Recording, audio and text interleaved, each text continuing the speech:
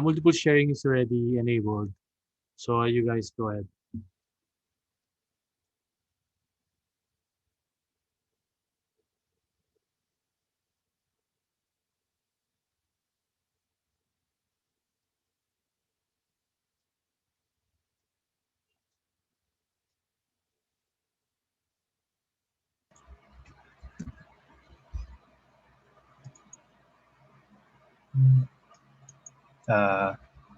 Can we start na, sir?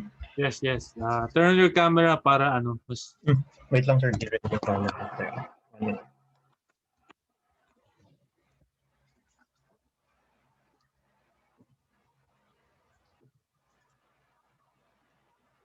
Alright, Gabe. Okay, so from last week, yung naging changes lang sa layout ng plan namin is we decided na bawasan yung residential area, lalo na yung beside the City Hall, since na-realize namin na meron yung noise problem dun. So we decided na gawin na lang siyang park or parang plaza yung area sa right side ng City Hall. Then beside that plaza is the commercial area, and parang ano siya, parang it's a commercial area inside that green space. So yung parang park na yun is dire-diretso siya towards the riverside, wherein nandun located yung mga residential area.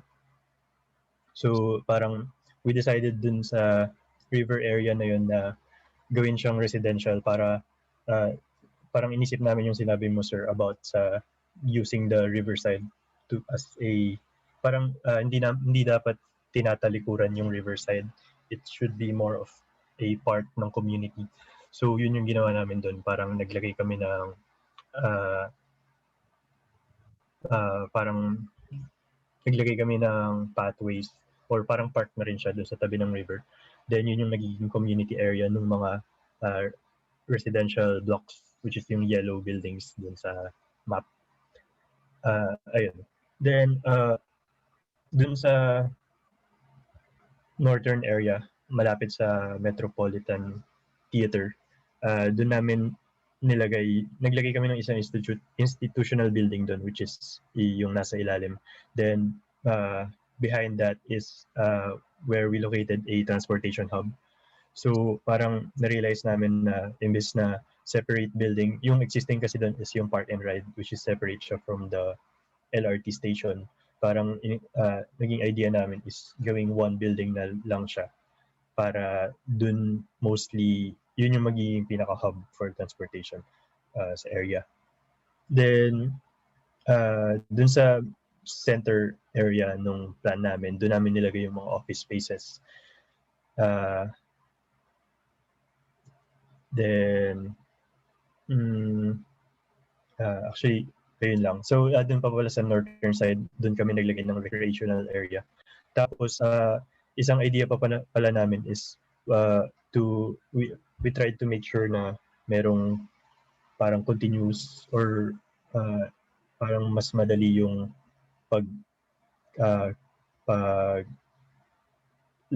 parang transportation ng pedestrians. So we tried to ensure na merong connection yung mga buildings na friendly for pedestrians, like yung dun sa isang in between the office spaces merong pathways, and we also added bridges sa connecting the buildings going to the transportation hub.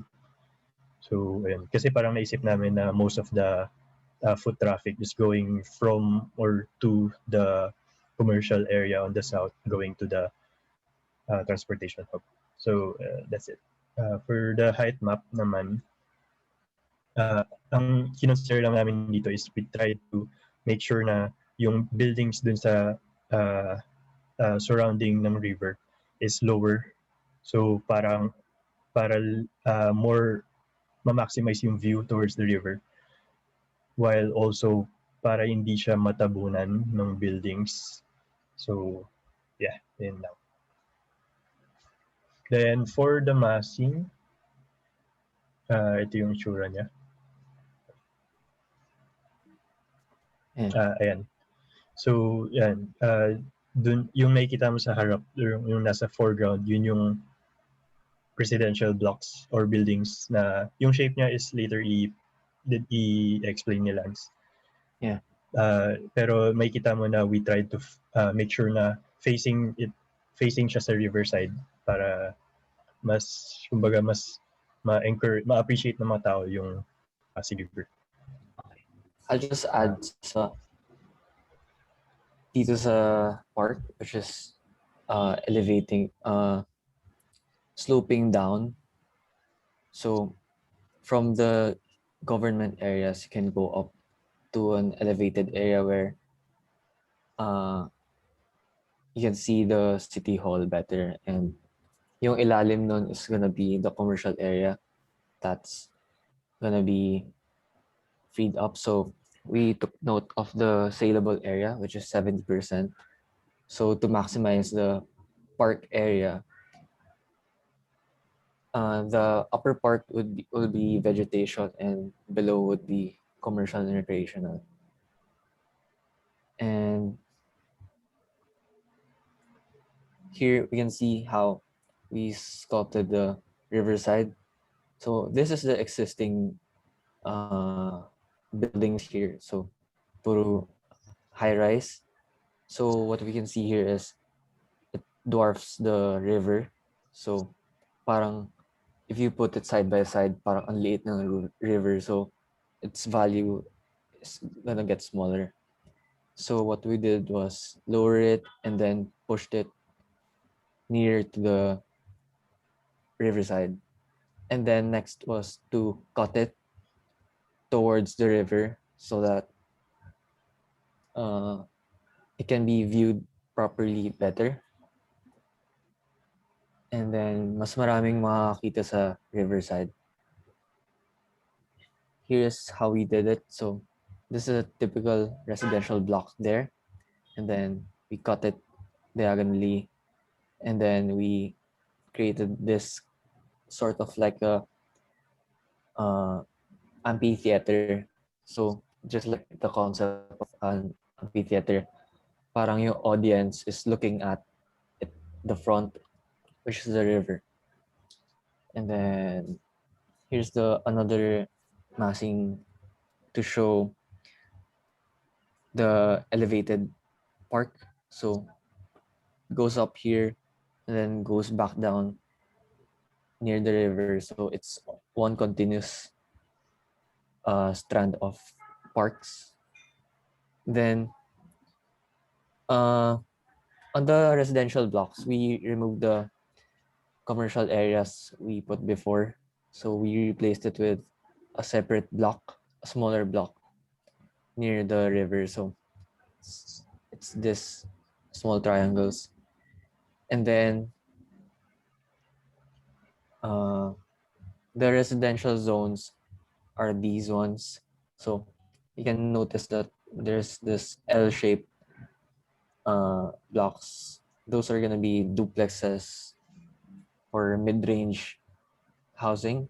And then these ones are gonna be lower end housing, just apartment type.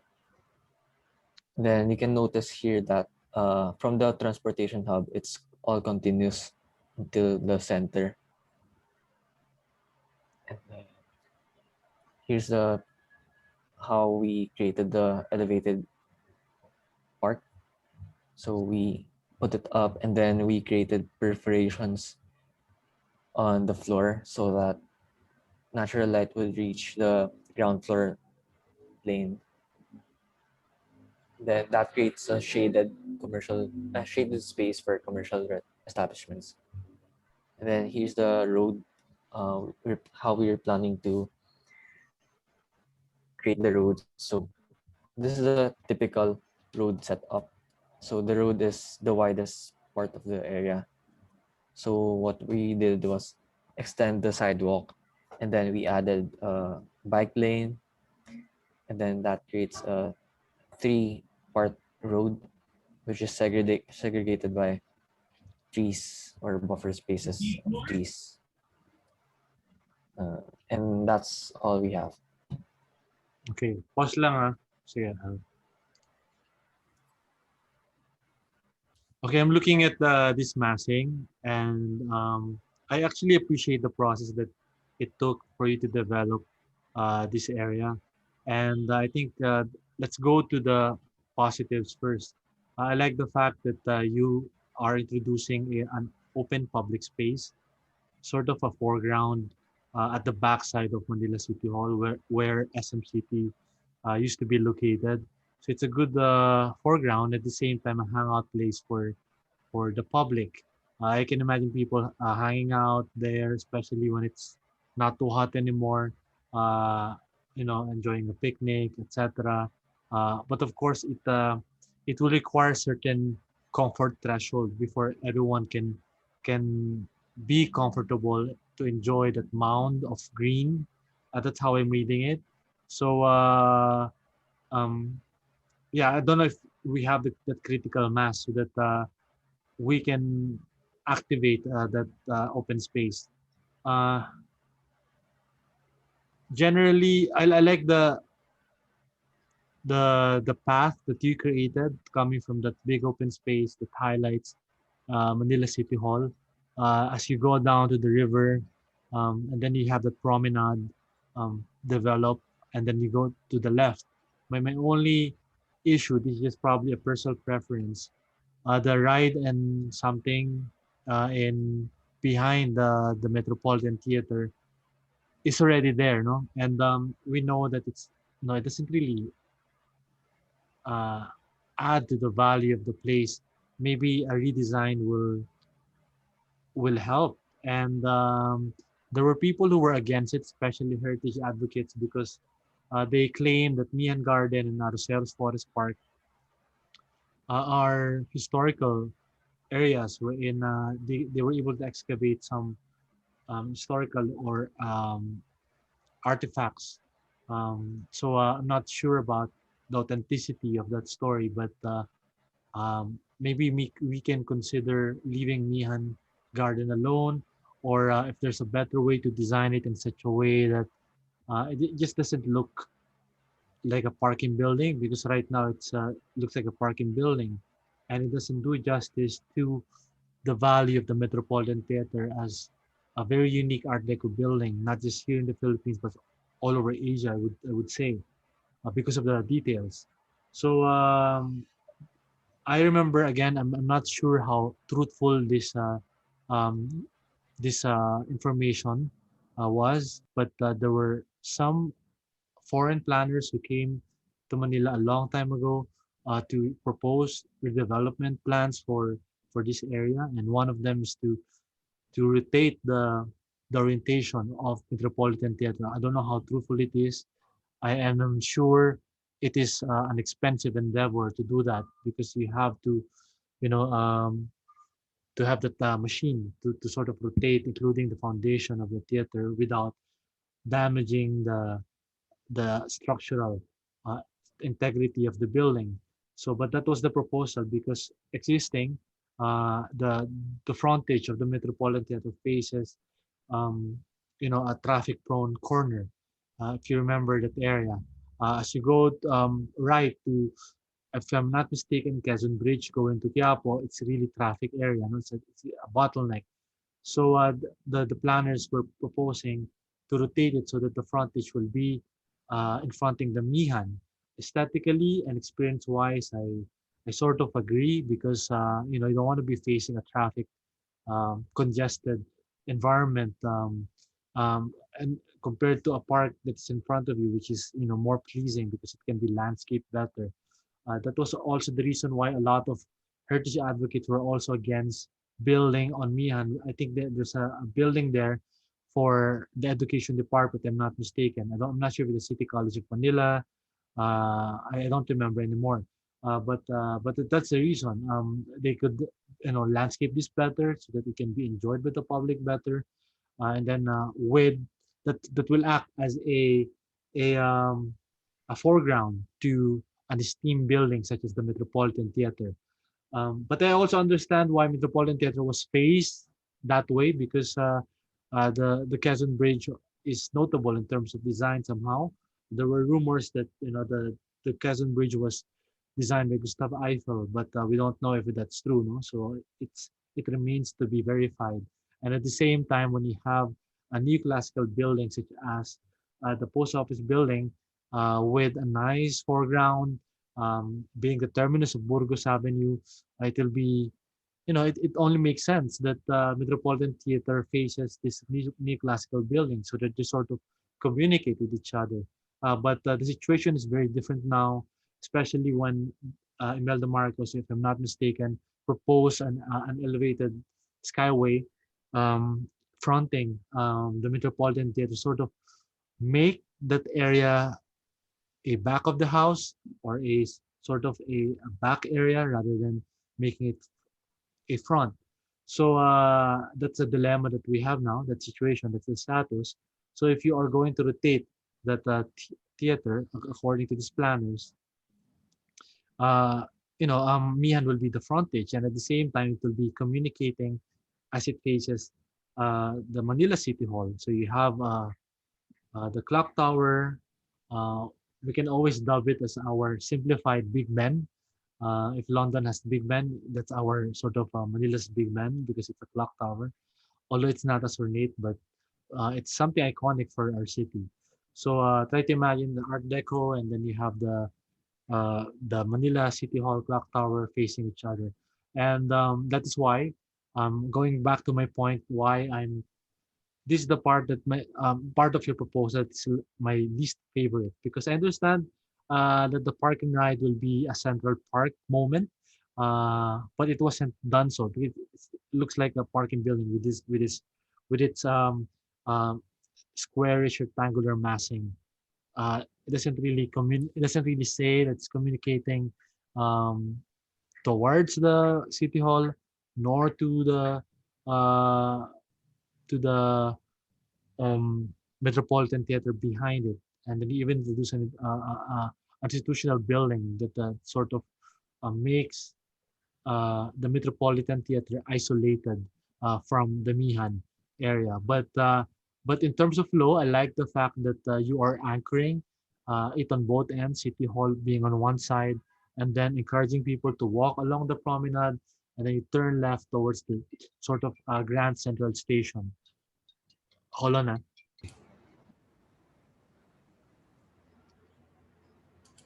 Okay, so I stopped from the idea that you guys introduce an anchor. One side you have the city hall, and the other side you have the central station. Um, Maybe down the road when the architecture is being developed, then you can make it feel more like a special central station. And but for the other buildings, let's call it the context or fabric of the area. Uh, do you have ideas? The one on the waterfront, no? Um, but as for the others, I'm not sure if GSIS was preserved and the Ombudsman building was preserved. It's there, sir. These are historical buildings. In fact, behind the GSIS, there's another historical modernist building. It may not be the ornate type of heritage, but it's a modernist building. If I'm not mistaken, it's a Veterans Memorial. I'm not so sure. But if it's not there anymore, it means that it has been demolished already. So I guess you can build something new there. Uh, but uh, but the intention of highlighting the city hall as a dominant place in this area, as a governing institution, as a uh, uh, you know um, that should identify this place.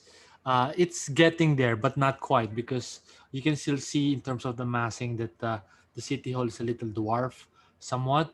Um, but maybe we can discuss this later on so that we can address what I meant by that.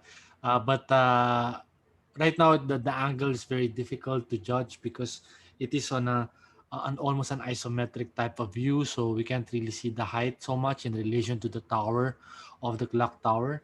Um, I appreciate all the drawings. It's been very helpful for me to better understand your ideas.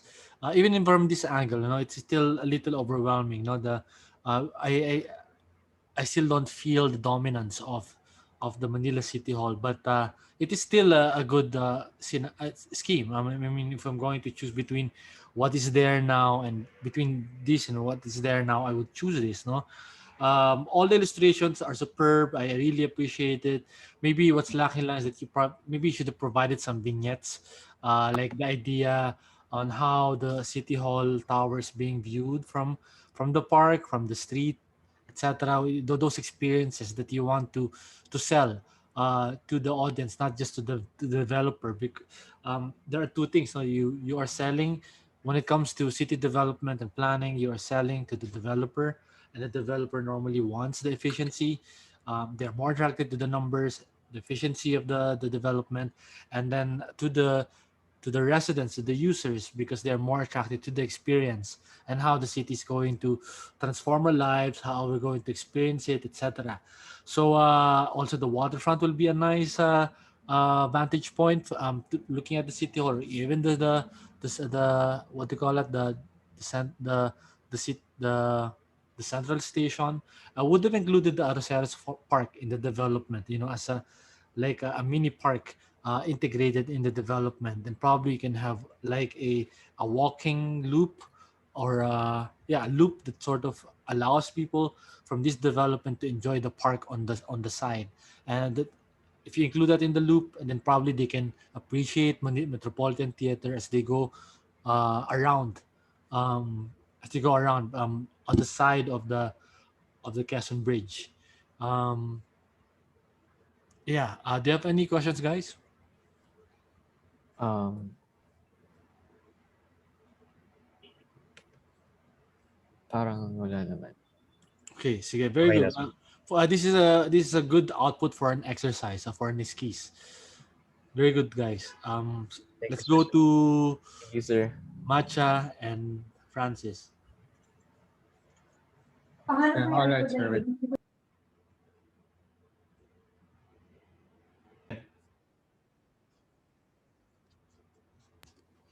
Okay, so we basically started with our site analysis first.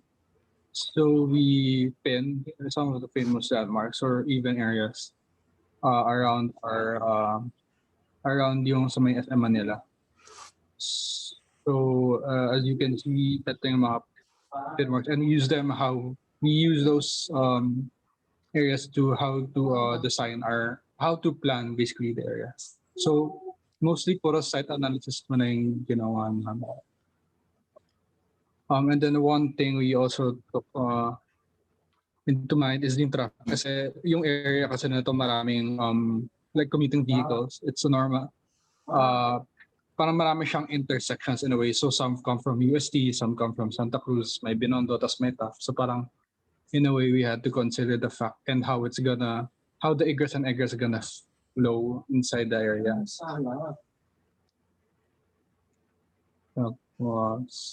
And then we also considered yung basic sun path and the wind path. So for the plan, we didn't really detail it much more on like how the plan is gonna be. So we started first with the residential, the yellow buildings. Mostly apartments or condominium siya for students because like the schools, there are a lot of schools nearby like Adamson, PNU, tapos may TUP pa. And tapos may Universidad de Manila nearby. So in a way, it's gonna create some housing for them, so they don't have to keep on commuting, which or the commute, if they keep on commuting or have their own personal car, it's gonna cause more traffic. And then we also have our commercial areas, so they're actually split into different regions. One is we replaced there's one in the upper part here. Basically, the orange ones are the commercial areas. And then for the institutional one, we actually thought of making it a government building since saktong katabi na City Hall. So maybe, let's say if it's DepEd, since there are a lot of schools nearby, or maybe a Department of Tourism. Tapos sakto, we wanted actually effect like yung sa post officer, di ba sa harap niya parang Andres Bonifacio Plaza ata yun. There's like a plaza sa may Loton, like Loton Street, then there's a plaza. Yeah. and then it's the post office. We wanted that kind of scenario. So parang nagiging park siya just in front of the government building. What kind And of scenario? Yung parang sir may plaza sa harap. Kasi for City Hall kasi, they don't have a plaza except the small triangle square. And that's mostly for their own employees. So there's no interaction between City Hall and the people. And it's dahil doon pala nagkaka-traffic sa loob, tapos nagkakasiksikan. So we create like a municipal park both for City Hall and another government building nearby. Okay.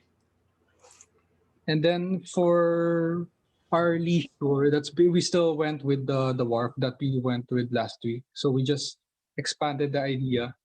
So it's gonna occupy most of the riverside of Pasig, and we placed like small buildings. They're like para mga divisoria malls in a sense.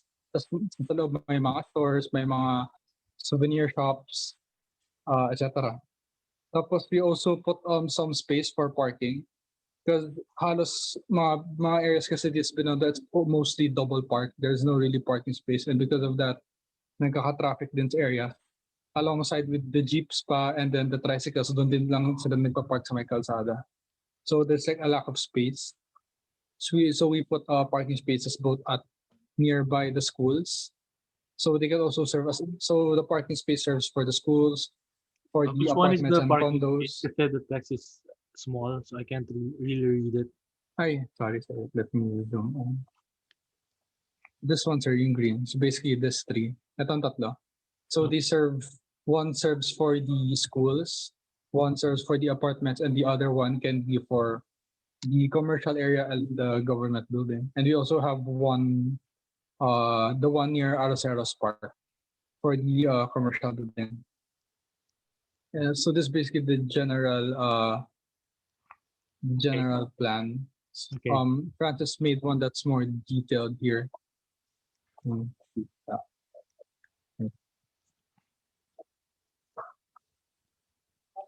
Tabalasa. Yeah, except for the small section.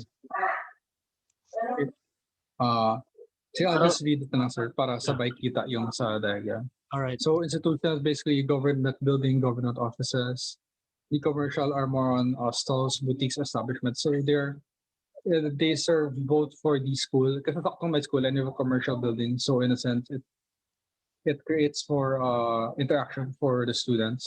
And there's also commercial areas nearby the wharf area. So in a sense, may parang extended restaurants, extended shops. Then for the residential, more on condominium apartments. Tapos leisure, yun na yung wharf. So parang naging esplanade na rin siya. Tapos may river view. Which one is And that? then park, this one's in dark blue.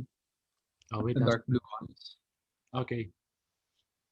And then for the parks and greenery, so basically we have two parks. The one near Araceros Park, so this is more on a greenery park. And then the one near Manila City Hall is more on a municipal park. And then dito parang may plaza just in between the wharfs. And then the lastly are the parking spaces na mga dark green. Francis, if you're there, baka may sasabihin ka pa. Okay, sige. So, in my experience, sir, yung road near yung current location ng Comelec, common yung bottlenecking since papunta siya doon sa Quiapo Bridge and sobrang high traffic na area. So, yung to solve that problem, we allotted a parking up top, this one, yung number 11. Besides from doon sa yung mga parking spaces sa baba. Sorry, which one is number 11? Can you point na lang? Yun. Si Jero paturo na. Yun sa taas yan. Okay. And since dyan din naka-place yung Central Station, yung biggest station ng LRT Line 1, sobrang high volume din siya. And meron din akong kilala ng mga kaibigan ko, sir, na magpa-park sila sa isang parking space malapit sa isang station to ride the LRT. And learning from that, since yung Central Station is one of the biggest stations of LRT Line 1, it would be nice to allocate a parking space for people if plano nilang gamitin yung LRT without parang bringing their car to their workspace na given yung traffic situation natin dito sa Philippines. And dito sa bottom part, sir, given that the programs are parang high volume, like institutional and resident, especially residential and the schools, we allotted parking spaces din since common din yung double parking dito. And since we have schools nearby like Adamson and if tama ako, TUP and BNU. And yung ano sir, we also didn't want to make the massings higher higher dun sa Manila City Hall since we didn't want to overshadow it too much. And yung sa taas sir, yung the place near Arroceros, we didn't want to open up Arroceros since it's considered last long na siya ng Manila. So we added another part near the Arroceros, which is number 10. And so yun lang sir. Okay. Wait lang let me just cover my food. I had to turn off my camera because pangit ulit tignan habang kumakain. Anyway, what's 6 again? Can you just tell me? Oh, yan na scroll. Let's stay with the diagram. What is 6? Di mo Sir, kabisado. 6 is like the commercial areas ng wharf. It's the establishment. Okay, ganito. Can you see my mouse pointer? No. You No, can't. sir. Maybe you can annotate. Kaya ba? Yes, sir, you can annotate. Okay. This one, what's this? And what's this?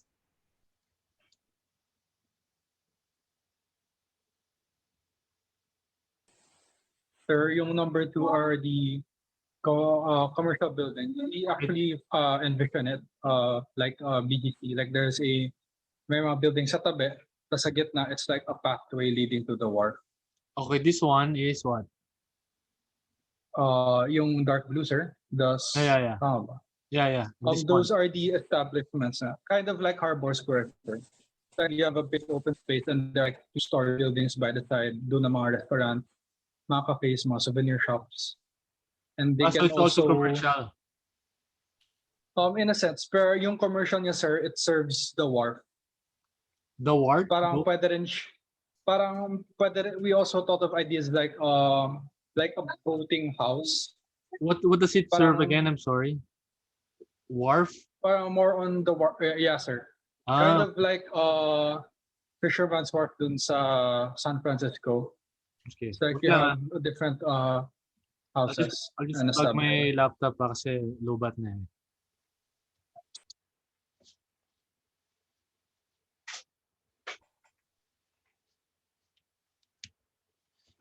Okay.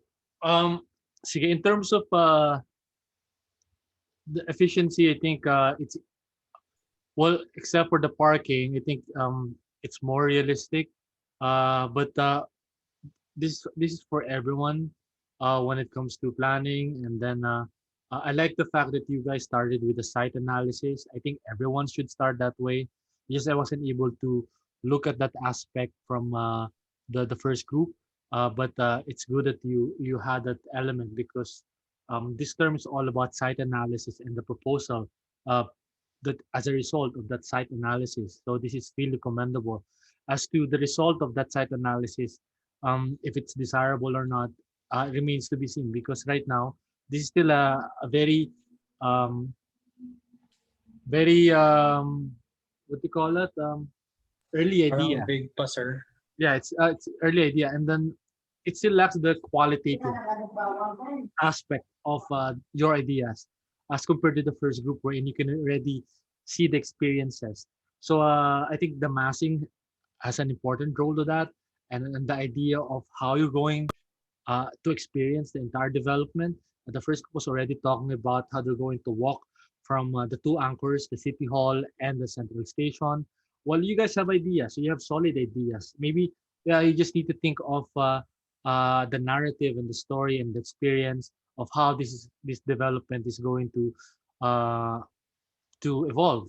And while there are ideas such as the high street type of promenade, and then you have big developments, a bigger commercial area uh, akin to a wharf center. But the way I imagine it's going to be like if you have one Bonifacio or one Central in Bonifacio Street, Bonifacio City, you have the high street. But this is one of the things that planners are saying when it comes to uh, creating a scheme for a city. A lot of them are using their hand in order to plan because it's more softer and somehow they say and not me they say that it is more human because the moment you start with a digital tool CAD etc everything is rigid no so you don't really feel the softness of the city so that's the difference between maybe the architecture it's okay to be a bit rigid because we're dealing with rigid materials and at the same time discipline articulation of lines but when it comes to city as we've experienced already it needs to be a little softer so in a way I can see that effect uh, digital versus manual. And then when you do manual, it's more softer, uh, etc. Because it takes a while before you're able to plan something for the city that it becomes more experiential, just like the first group, because they provided some massing. Uh, Later, we have to be very conscious of the efficiency ratio, which I think this is more efficient than the first group. I like the fact that you're providing for something that is needed for the place, such as the dormitory. The commercial is actually good, and the sensitivity to the height is actually good. It's just that the qualitative aspect, the quality of the environment, it still uh, needs work.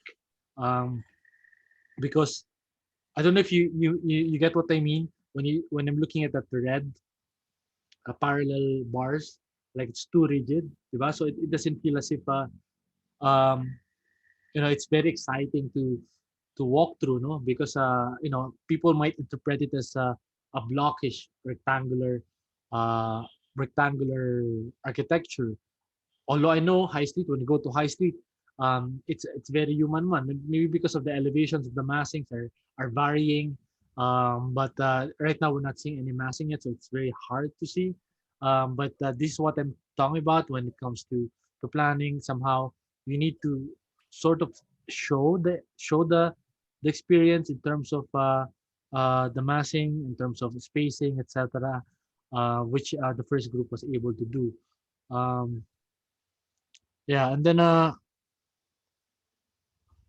this is when it comes to planning cities also, we try to avoid the trend is trying to avoid having big spaces for parking because we're trying to pedestrianize the city, and then it still emulate the American type of planning. If you know shopping malls, especially those zombie movies, you have a big mall, and then at the foreground you have a huge sea of cars and then that's also what happens when you drive along EDSA and then you pass by Mega Mall. Uh, it was actually worse before because before you don't have that annex fronting EDSA. It used to be just a huge parking lot, and then you see a sea of cars. It's not very human. That in a very tropical country, it's actually very hot and very warm.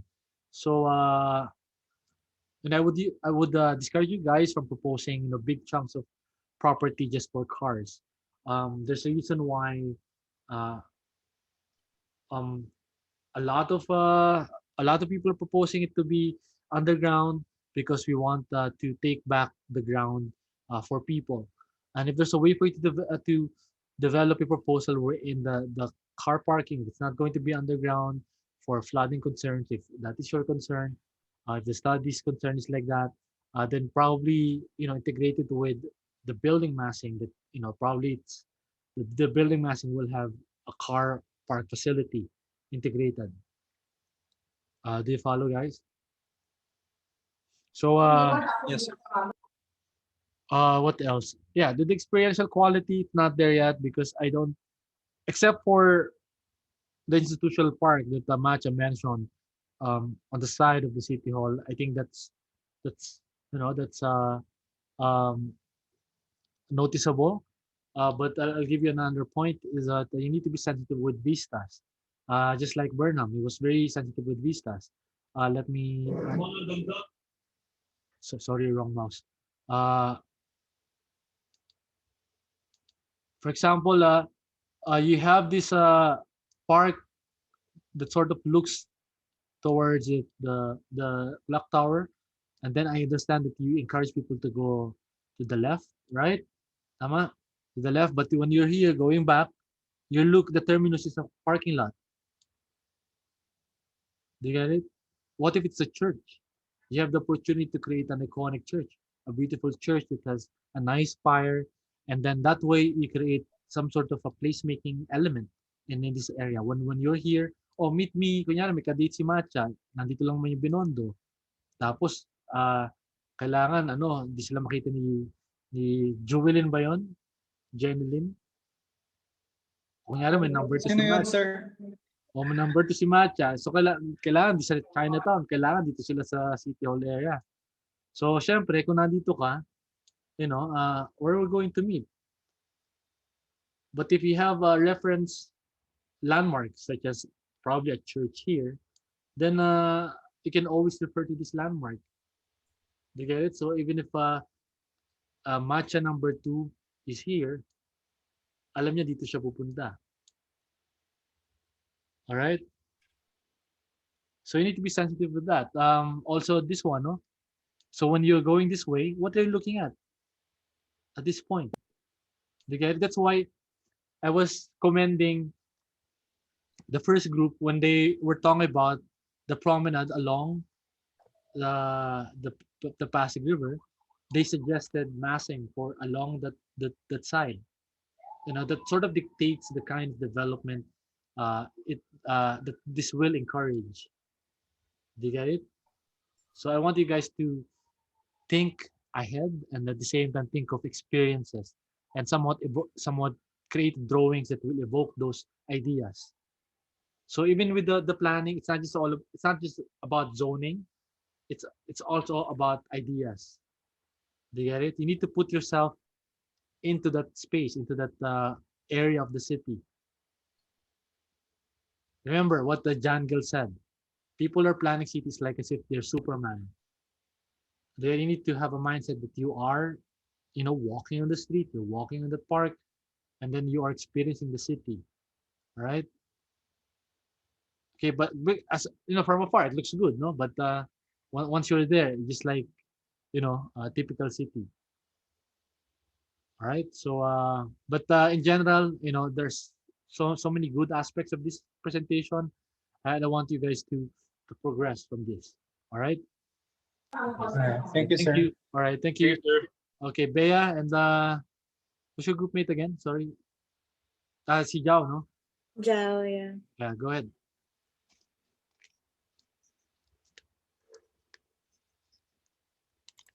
Hold up, sir. Okay.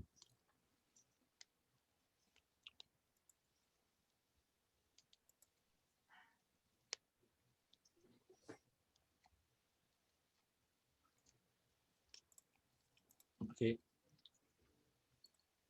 Wait, sir. Go ahead.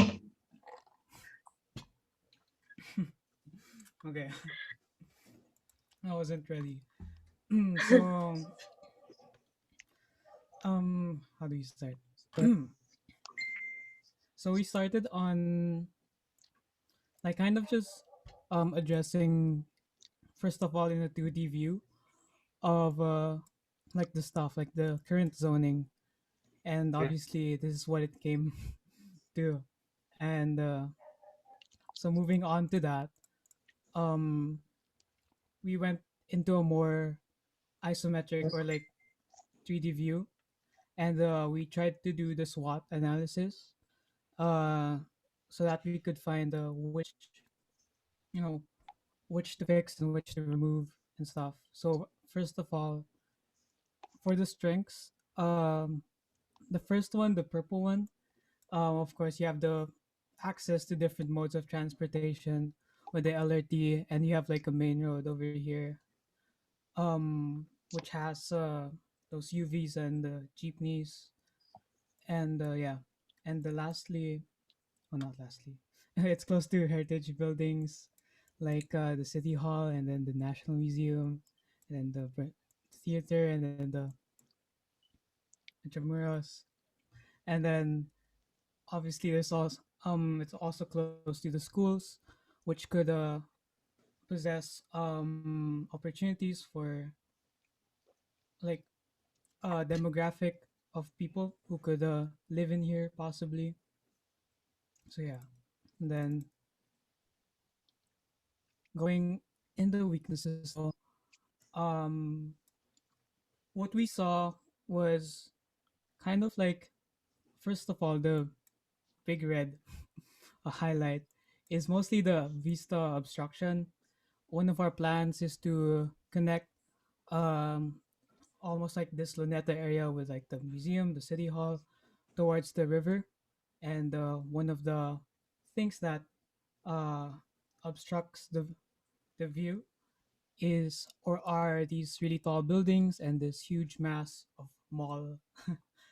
And then we also have an inconsistent flow, and there are sort of dead ends, cul-de-sacs in here, which might uh, it might not be good as a city, but it could be good as a portion of the city. So we want to change that, of course. And lastly, there's a high density flow with like lacking pedestrian networks. So obviously, it's the like the width of these pedestrian networks and how it's not really uh, the best place to commute, and it's also quite crowded. So from that, um, we also did a traffic, which is like Bea did this, and it just shows the basic where where it's not traffic and where it's not where it's quite traffic. The green one is low and the red one is high. So yeah, and then the fifth one is the improved road network. Bea will present this.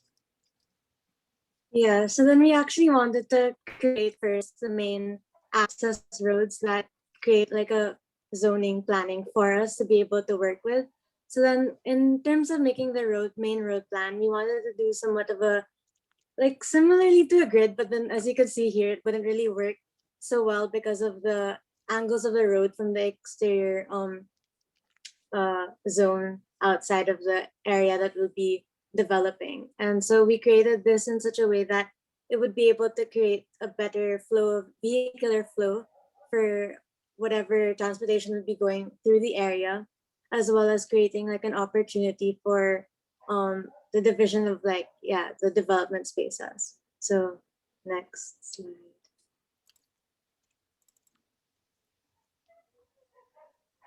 Yeah, so this is our zoning actually. So as you can see here, we kind of chose types of establishments that would do well within the area. So then yeah, there's institutional, commercial, and then residential and office spaces and the like. And so yeah, first of all, with the institutional, we kind of wanted to really put value in the type of transportation that we'd be providing for the people within the area. So then, as Jao said earlier, yeah, there's the LRT connecting at the, yeah, as you can see in the upper part of the map, and then in front of I think it's called Liwasang Bonifacio, but the area in front of Manila City Hall, there's actually a jeepney and SUV, I don't know what it's called, the van stop for the people, and as well as the one actually there, the purple, like under the, or yeah, there, actually there's a lot of congestion within that area, mainly because a lot of vehicles would stop to kind of illegally drop off and pick up people, which is something that maybe because it is kind of necessary for them. So then providing like a institutional space for picking up and drop off and possibly even parking would be beneficial to the area, since that's like the natural flow already. So then providing that space would be good. And so, yeah. And for commercial, we kind of scattered it through the area, but then still being able to somewhat connect it as well. So then our commercial spaces, for one thing, with the LRT, we noticed how abrupt the transition is from the LRT to the rest of the community. So then being able to connect the LRT through a commercial space with the rest of the area where there's like a possible office space, residential and the like, it would be able to create a better flow of the people. And hold on. And then, yeah, and also for the mixed use residential emphasis things, there's a retail and recreational that we wanted to do. Because actually, instead of creating only buildings that have a sole purpose of being residential, we wanted to really emphasize on having mixed use buildings because of the purpose of creating like a better lifestyle for the people who live within the area. Since whenever people would have to go down to get their necessities and other stuff like order food or whatever, everything would be right downstairs to be able to have like the restaurants and stuff. And so we actually had it near to the school as well as the transportation area, which is the institutional part at the lower part.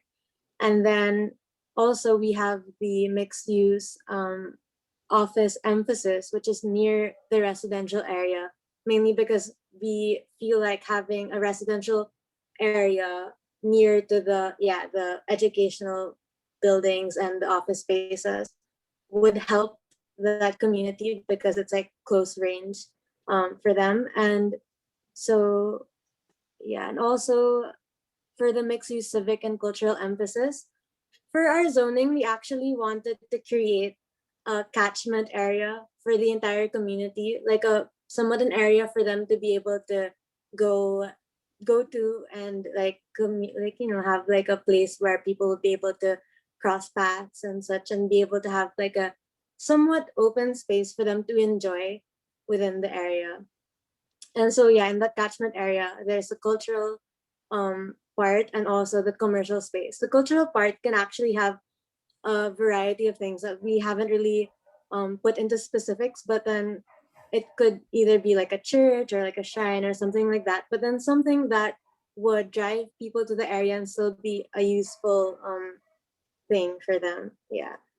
And then as for the green spaces, what we wanted to do was kind of create a green strip along the Pasig River, mainly because like we wanted to have people be able to enjoy the side of the river, and as well as the green space could even have like a possible boardwalk where people would go around and enjoy the Pasig River and stuff.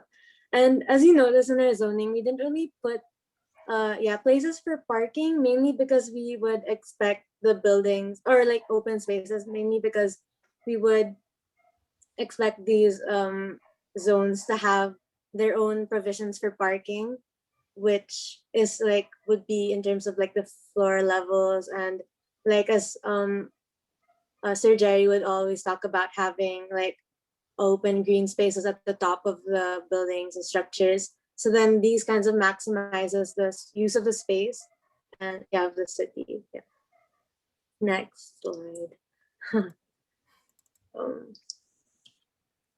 So these are the opportunities. For like the first one, we talked about the river development opportunities where it could be able to have like another form of transportation available, which is like the ferry stop of the ferries that would go along the river and stuff. So then they would have like a different form of transportation going through the city. And then with the river development, we also talked about providing like a green space buffer from river towards the rest of the community. And then with improved pedestrian provisions, we wanted to be able to have, yeah, the main roads have like larger, like wider walkways for people to be able to go to. And also kind of making use of what we learned from the Burnham plan, the one we were trying to visualize what we were gonna do. Like what me and Jad did for our drawings was right, like the walkways and how we should have arcaded or shaded walkways. So then putting emphasis on that when we do our plan would like be beneficial to the community as well. And then the third one is the multifunctional public spaces. So then, yeah, actually within the area, we have the catchment area, which is multifunctional. And then, as you can see here, we didn't really do like much interior roads yet, or kind of in our plan, we wanted to see what would happen if we like had it without it and have the interior roads be mostly like pedestrian roads, as you can see in the next slide. We were actually looking into a lot of the activity and opportunities that could happen within interior roads that aren't mainly for cars or like, you know, lesser cars, like, you know, the 2-lane road area type. So then these interior roads that are for pedestrians could have like a purpose that is like for active play, leisure, or what's the other one again? I think market, right? Yeah, market. So then, yeah, like actually we kind of took inspiration from other places, and even like in a local inspo, it's like BGC kind of does this in a way that there are main roads, but then people would be able to kind of walk along like a whole strip to be able to like go to from one block to another, but then still enjoy the necessities and kind of like culture within the area. Yeah. So next slide.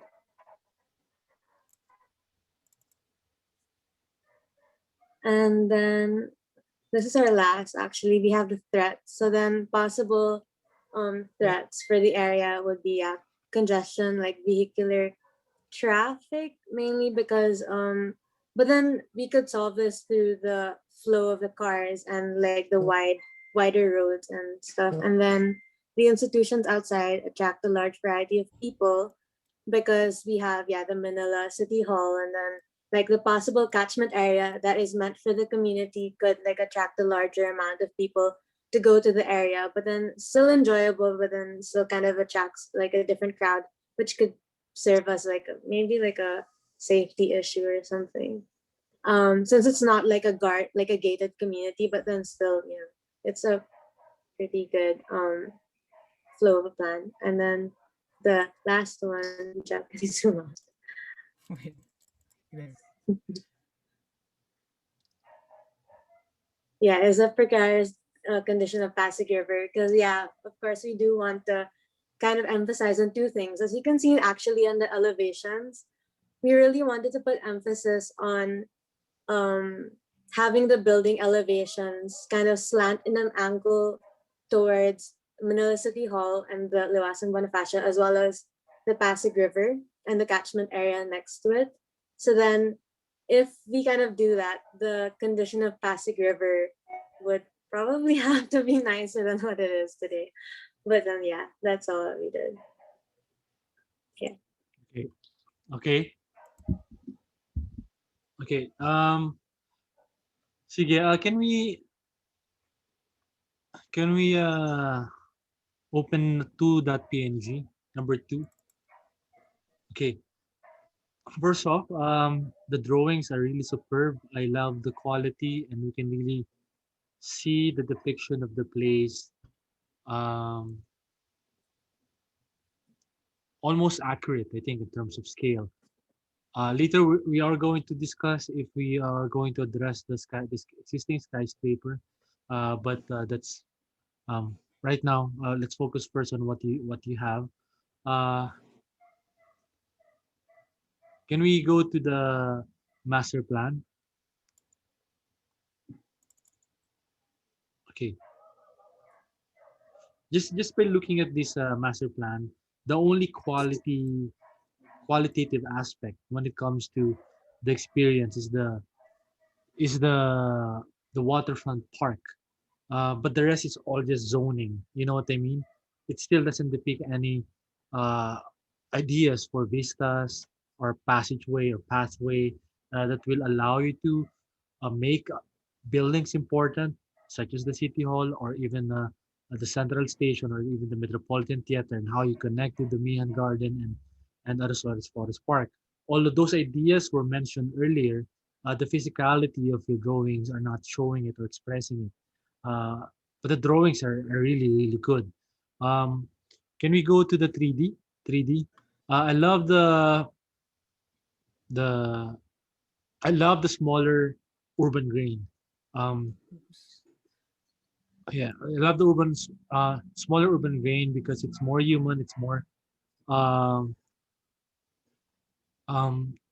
it pays more reverence to the scale of the city hall, and city hall being the biggest building and probably GSIS building as well. So it becomes less important, and that way I think it's better in this area so that somehow the city hall will become more important.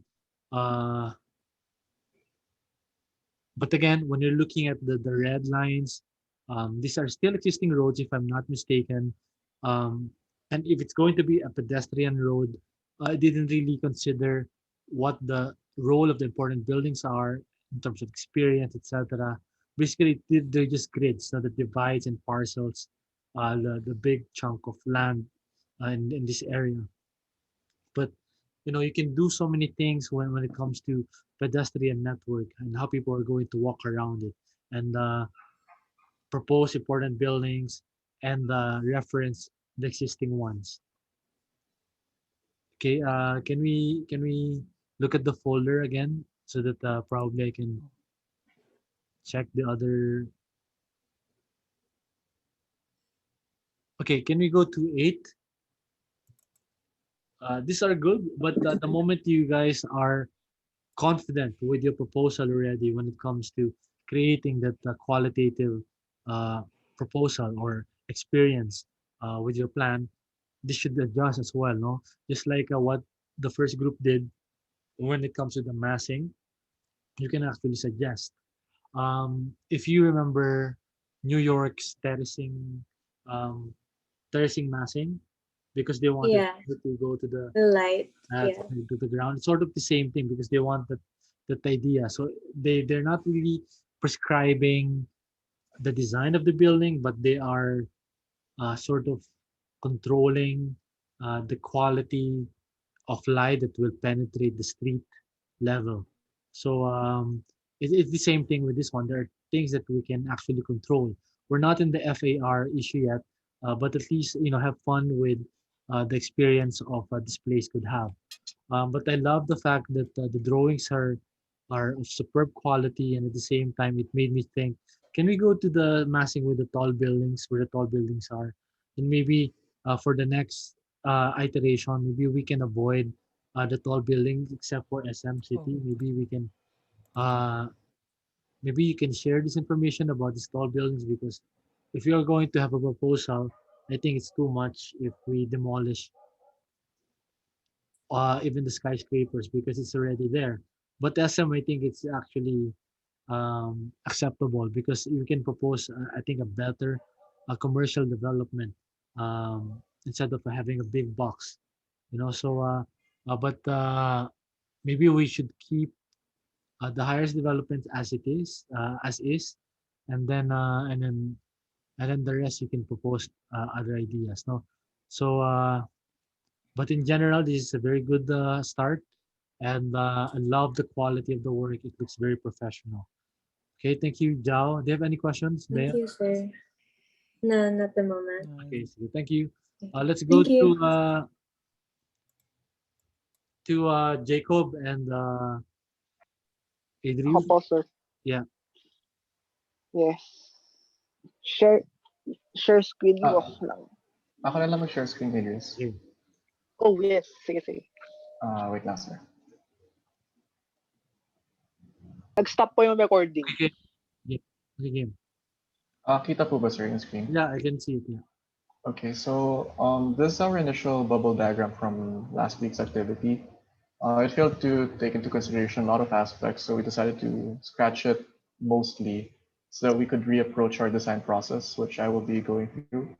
So this time we started to understand when a road network that exists so we could properly plan out how we'd like to connect each part of the 15-hectare development. So we tried mapping out existing roads according to a hierarchy from arterial to access roads and pedestrian-only access. After that, a walkability study where we plotted a 400-meter radius or roughly a 10-minute walk from the closest mass transit station, which is Central Terminal. So this way we could determine yung parts of the site that may be ideal or susceptible to developments which will target yung general public in terms of like yung mga retail or offices. So it's not an exclusive development, so we wanted to look into yung consideration ng pagpasok ng mga tao from other places. So in laying out our road network, we started with a north, south, east, and west orientation because studies relating to thermal comfort to street orientation, we found two, one is in Melbourne and one is based in Singapore, suggested that a north-south orientation is the cooler side. However, an east-west orientation tends to be on the hotter side as it gets a lot of solar exposure. That's why we skewed at a certain angle so as to keep it comfortable for pedestrians. In the Singapore study, a northwest-southeast orientation is the hottest and a northeast-southwest orientation is the coolest. So this made it even more relevant because of yung direction ng Amihan and Habagat, which is along yung cooler, yung northeast and southwest orientation nga. So both countries have very different sun paths from us, pero it has a similar trend in terms of thermal comfort, which is why we decided to adopt it na rin because it kind of makes sense din naman in terms of our solar and wind conditions. So we basically followed that orientation as a grid. And then we introduced our bigger roads, not really arterial, but rather collector roads. So we wanted to keep Natividad Lopez Street, which used to be here, but we moved it south na onte because we wanted it to highlight yung clock tower ng Manila City Hall. So we wanted the clock tower to be seen across the whole development, regardless of the building size in the area.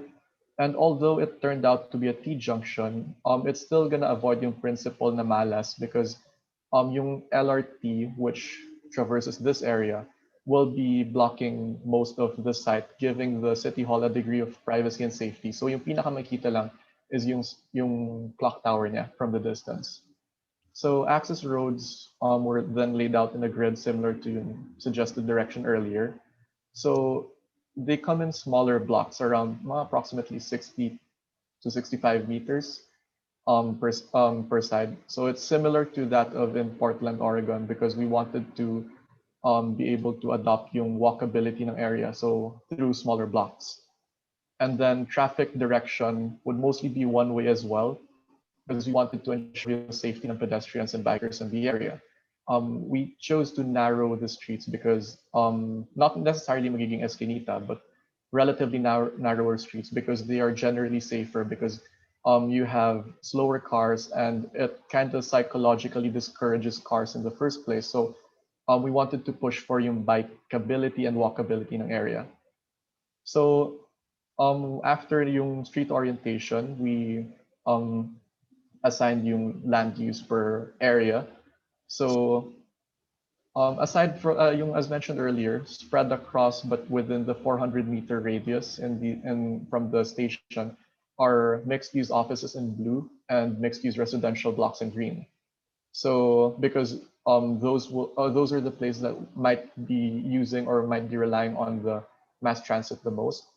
And then outside the 400-meter radius are mostly residential in like the pale light green and mixed-use residential blocks in green. So the way they are arranged is depending on yung adjacency nila to the collector roads because we wanted the heavier residential areas to be mas inside the community. So civic and institutional areas in red are placed along Antonio Villegas Street, which is this one, to maintain yung homogeneity with the Manila City Hall and other existing structures within the vicinity, such as yung Office of the Ombudsman and yung Manila Hall of Justice. And then the yellow spaces here are plazas or open or green spaces. And the dark turquoise areas are more of public open spaces, but yung gagamitin for events such as yung mga weekend market, wet market, basically mga pop-up, yung medyo flexible na land use. So this is the general street layout in isometric view showing in Manila City Hall. And then we attempted to, this is our first iteration ng massing. We attempted to limit the building heights following a certain height to street width ratio to keep the streets from feeling too tight and yung mga open or plazas too open. And we also didn't want to dwarf yung Manila City Hall. So a lot of the buildings are set at mga 3 to 4 stories at the most. And then yung road widths are designed in a way that there is a comfortable amount of space for sidewalks and the possibility of having vegetation along it, like roadside trees. So we were thinking, wala pa dito, pero we were thinking like may mga acacia or something like that because it allows parang a good amount of light and ventilation to go in despite the shading. So yung with that being said, we tested it out through 3D perspectives because we wanted to be able to properly visualize yung idea of yung height ng buildings to street width ratio. So this is how it turned out, and it is a comfortable amount of space relatively. And after which we tried to give yung massing namin na to more character and we had to refine it. But before that, we also tried to come up with our initial catalog of parang mga general buildings per use. So Adrius. So let's start with the civic and institutional. Our decision was to design it in a way it takes inspiration from the Mission Revival style, a homage to Parson style. It has colonnades, light wells, and pitch roof with certain overhangs. Some openings have awnings, and some sides have plant box. For the public space and utilities, the public space and utilities are basically only temporary structures. They come in such a form of tents or scaffolding like structures for flexibility. For the office mixed use, we wanted to implement in a way that the form is only rectangularish and boxy in order to accommodate the maximum space as possible for workplace. And at the top of the office buildings, two of them, two types have solar panels attached in the roof, which can be adjusted and rotate. Along with that, there's also a water tank and other mechanical systems. For the mixed-use residential, we wanted to implement it in such a way that it balances the appearance of being mixed use while still retaining the residential aspect. These three buildings are very different in form. In the first form, it's very mostly boxy in shape, and as you can see in the front, there are two sliding panels at the between the entrance.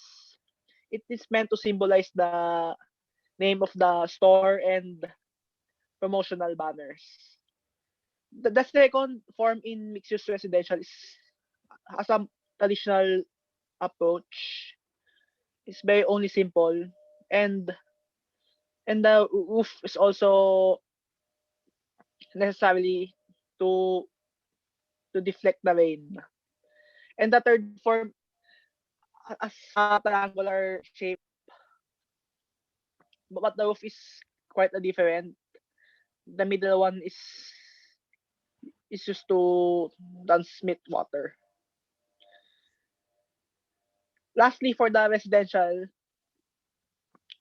we wanted to add some different window variations, such as in the second and third form. As you can see, the windows are Spanish styled, the windows are curved rather than being only square. That's what separates it from the others. While on the other hand, it's still very consistent in general. For the in the first form of residential, in the at the leftmost, you can see that there's a hole in the top roof. That hole is meant to support the the ha- the clothes in case they needed air, and it supports some water usage. It supports some water usage. That's why there's a hole there. It needed to be helpful to the residential guests and owners. Okay, next slide. So this the appearance of the planning when the buildings already have a shape and detail. You can see that the on the leftmost top part beside that large oh wait, I mean the red buildings, the civic institutional buildings. That's where they have an inconsistent form compared to the rest, while the others have similar forms. You can also see where the public space and utilities are located. They're just located at the bottommost part and rightmost. They are usually for guests and tourist usage. Sir, to add Next. to what Adrian said, yung flexible space dito for the public space and utilities, we placed it there so that it also accommodates yung student na demographic in the area, because there are a lot of schools in the area. So especially yung mga markets, ganun, may pagka-hip siya in a way, because parang sa mercato or something like that. So we wanted to be able to introduce yung so that they could ease into the community, starting from this very open, welcoming space through the flexible, parang yung market, public markets, and yeah, that certain space there. So yeah, this is our final work so far. Okay, I'm actually blown away by the presentation. I find it the process very intelligent, and at the same time, you gave more than what is expected for this week.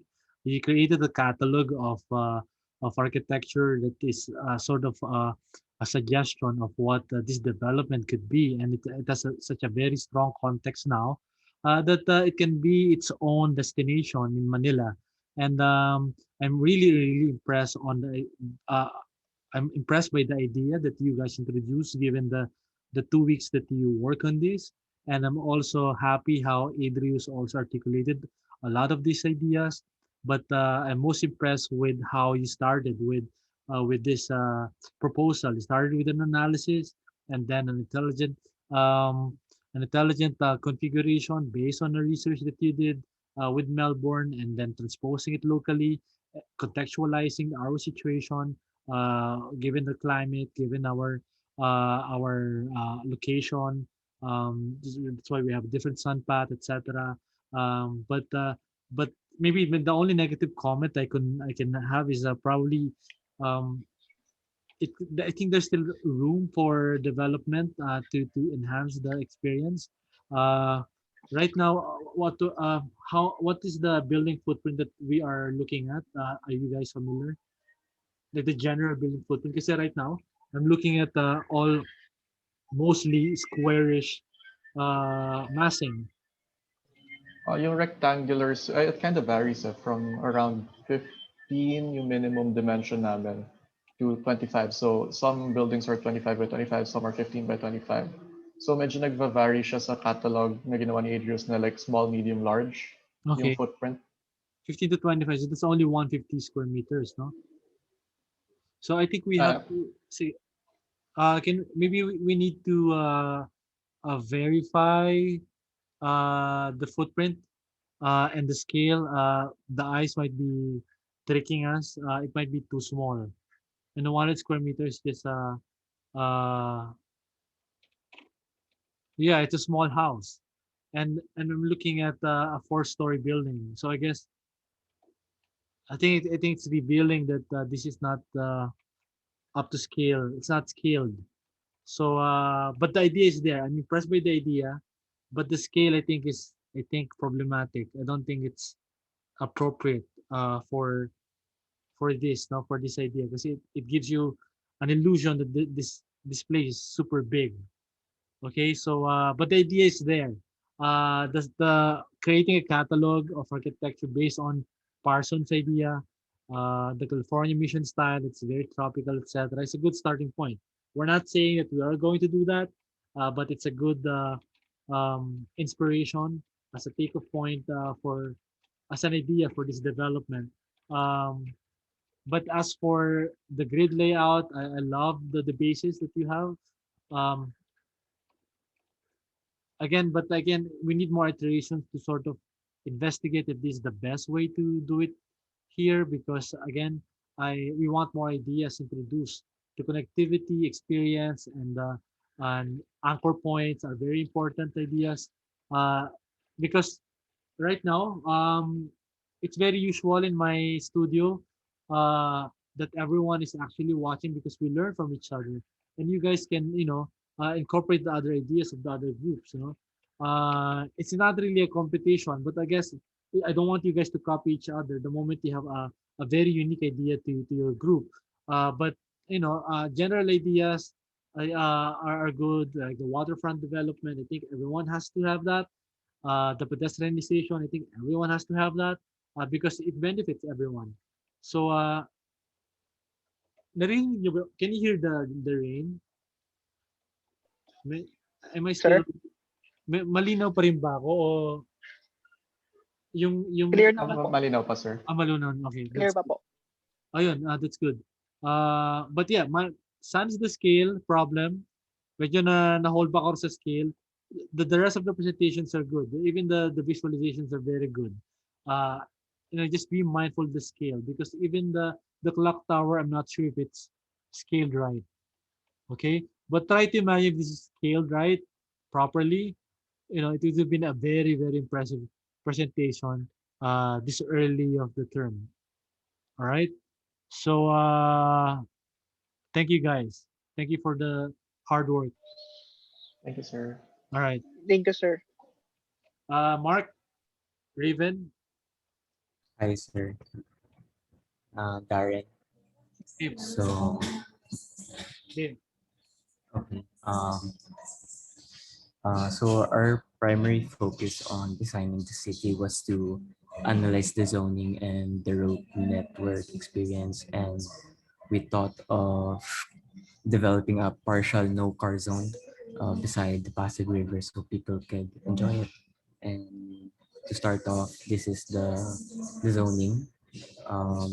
For the zoning, we first aligned the government buildings together so they could have kind of a neoclassical design along the building beside it, and we distributed the commercial and the residential spaces near each other so home to work uh, would be convenient. And on the top of the plan, yung kulay blue, that's the residential spaces where they have the privacy from the major roads and have vistas of the Pasig River, where they could also walk along the recreational strip in front of them and enjoy the commercial spaces as they walk the strip. And they could enjoy the commercial spaces, which is the beige color. And yeah, they could have an enjoyment of the both recreational and commercial experience. And having the strip, the backsides won't have the vista for this the back part of the plan wouldn't have the vista of the Pasig River and Strip. So it was important for us to develop recreational and open spaces along the other zonings. And we allotted, uh, we also developed a co-housing space here sa baba, yung pinakababa na blue. And because madaming schools sa area. So we're suggesting they could live there sa area na yan. And we also relocated the mall, the institutional mall, yung beige sa baba, sa gitna. So it's between the institutional and residential spaces, and it is distant enough from the strip so people around that certain area can enjoy this one. And uh, ayun, Darren, can you add something to zoning? Yeah, all right. So aside from what Mark said, sir, so or basically what we did is more of having that inclusivity and accessibility within the area, and uh, it's quite missing with the current plan right now. So that's what I experienced back then there, and it was very congested also. So uh, here. So moving on to the road networks, this is uh, more like the one of the plans that we actually thought of, and we thought of the routes of the public transportation since we're more of we're trying to lessen the use of uh, private vehicles by having that accessibility through walking the side like the sidewalks and all, and then we also have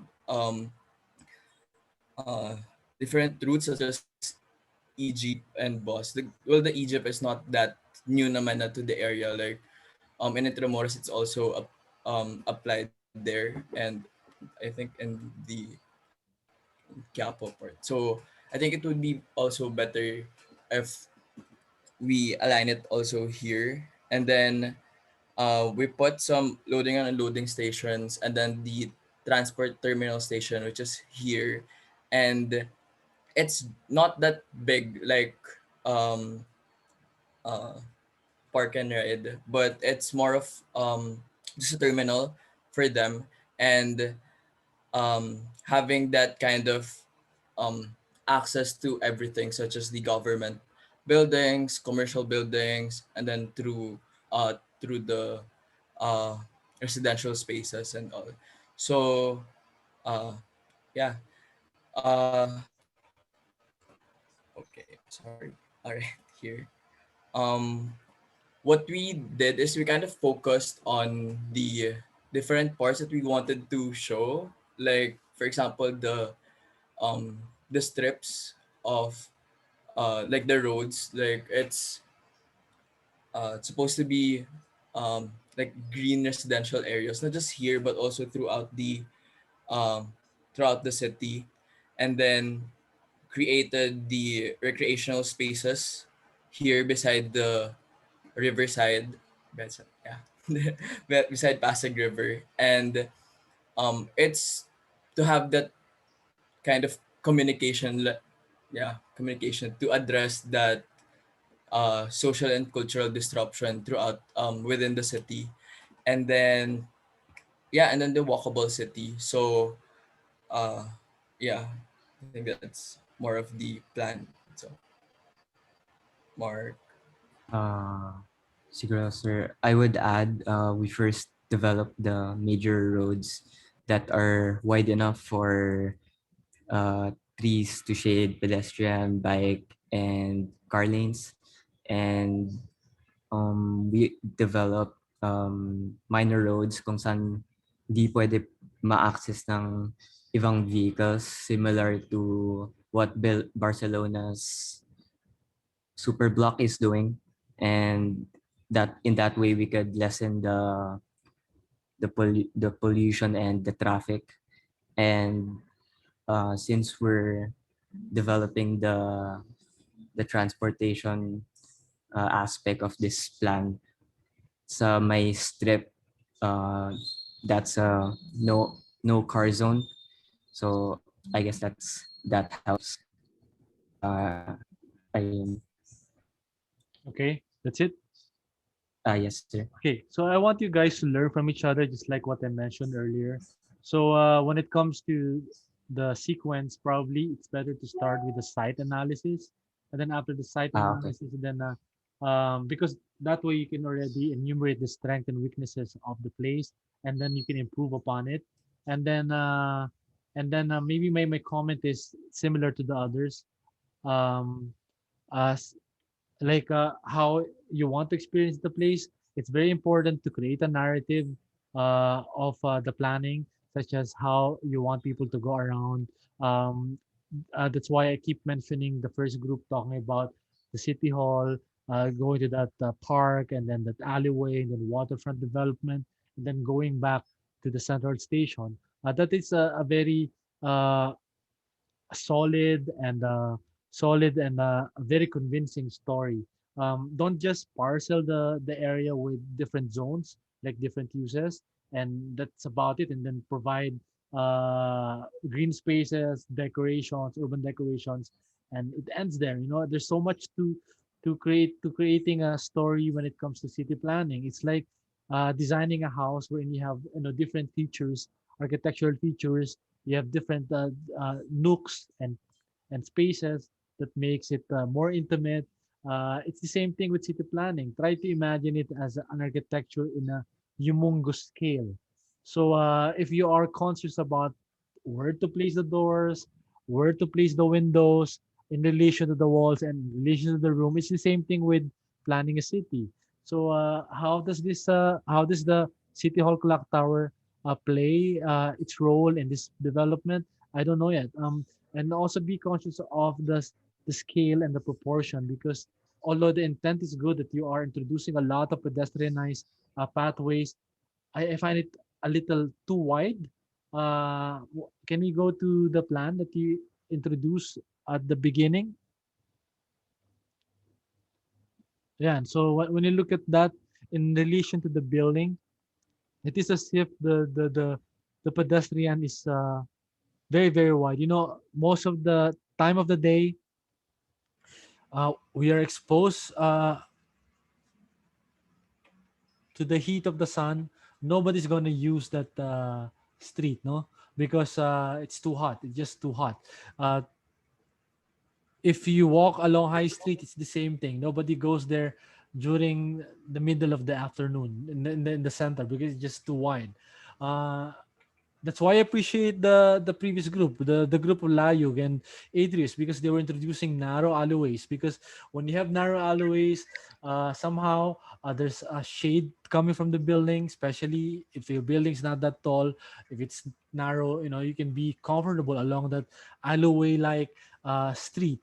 So, but if you have big wide roads or big wide pedestrian walkways like this, you are exposing the public space to the sun too much. So you know, just for everyone's information, when you are introducing a massing when it comes to planning, you can already show the intimacy of the public spaces. We know that I don't know if you guys are familiar with the term figure ground map. Ayun, di Yes. ba? So you will see the relationship and the density of the massing, and then now and its relationship with the open spaces, and you can already distinguish which ones are for public and which ones are private, and somewhat gives you an idea uh, where the urban spaces opens up, where it's narrower, etc. So here we don't have that story except for that rotonda, that small rotonda in the middle, but that's about it. Um, wait, let me annotate. Except for this one, no? But in terms of scale, it's almost as wide as the rest of the street, no? So there's really no story. So you don't really highlight this anymore. Do you get it? Are you following? Whereas if Yes. this is narrower and then all of a sudden it opens up to that rotunda, it's big space, then there's hierarchy. There's also hierarchy, in terms of experiencing the space. Not only that, what if this open space, big open space, looks out of the tower of the city hall? Do you get it? So that way you're also Yes, sir. highlighting a landmark. So I want you guys to create that story, that narrative when you are, walking around the city. I forgot the book that my former mentor recommended to me when I was studying, Joe Chulo. I don't know if you know him, but he recommended me a book. It's about this guy experiencing New York City Central Park, New York Central Park for in particular, wherein he was talking about his journey from one end of the park to the middle of the park, where he was describing a bridgeway. It goes underneath that bridgeway. I'm sure you've seen this in movies. So that kind of narrative that you can create when you are planning a city, when you're planning a small town like this, no. So I want you guys to keep that in mind. Don't just limit yourself from zoning them into different uses. All right. So I Okay, hope sir. you guys learn from this experience, learn from the presentation of the others. But this is a good start. All right. Thank Okay, you. sige. Thank you, Mark, and Darren. Can we go to uh, Sebastian? Okay, okay. So, ayun sir, Jeric, where are nag-sketch you? muna.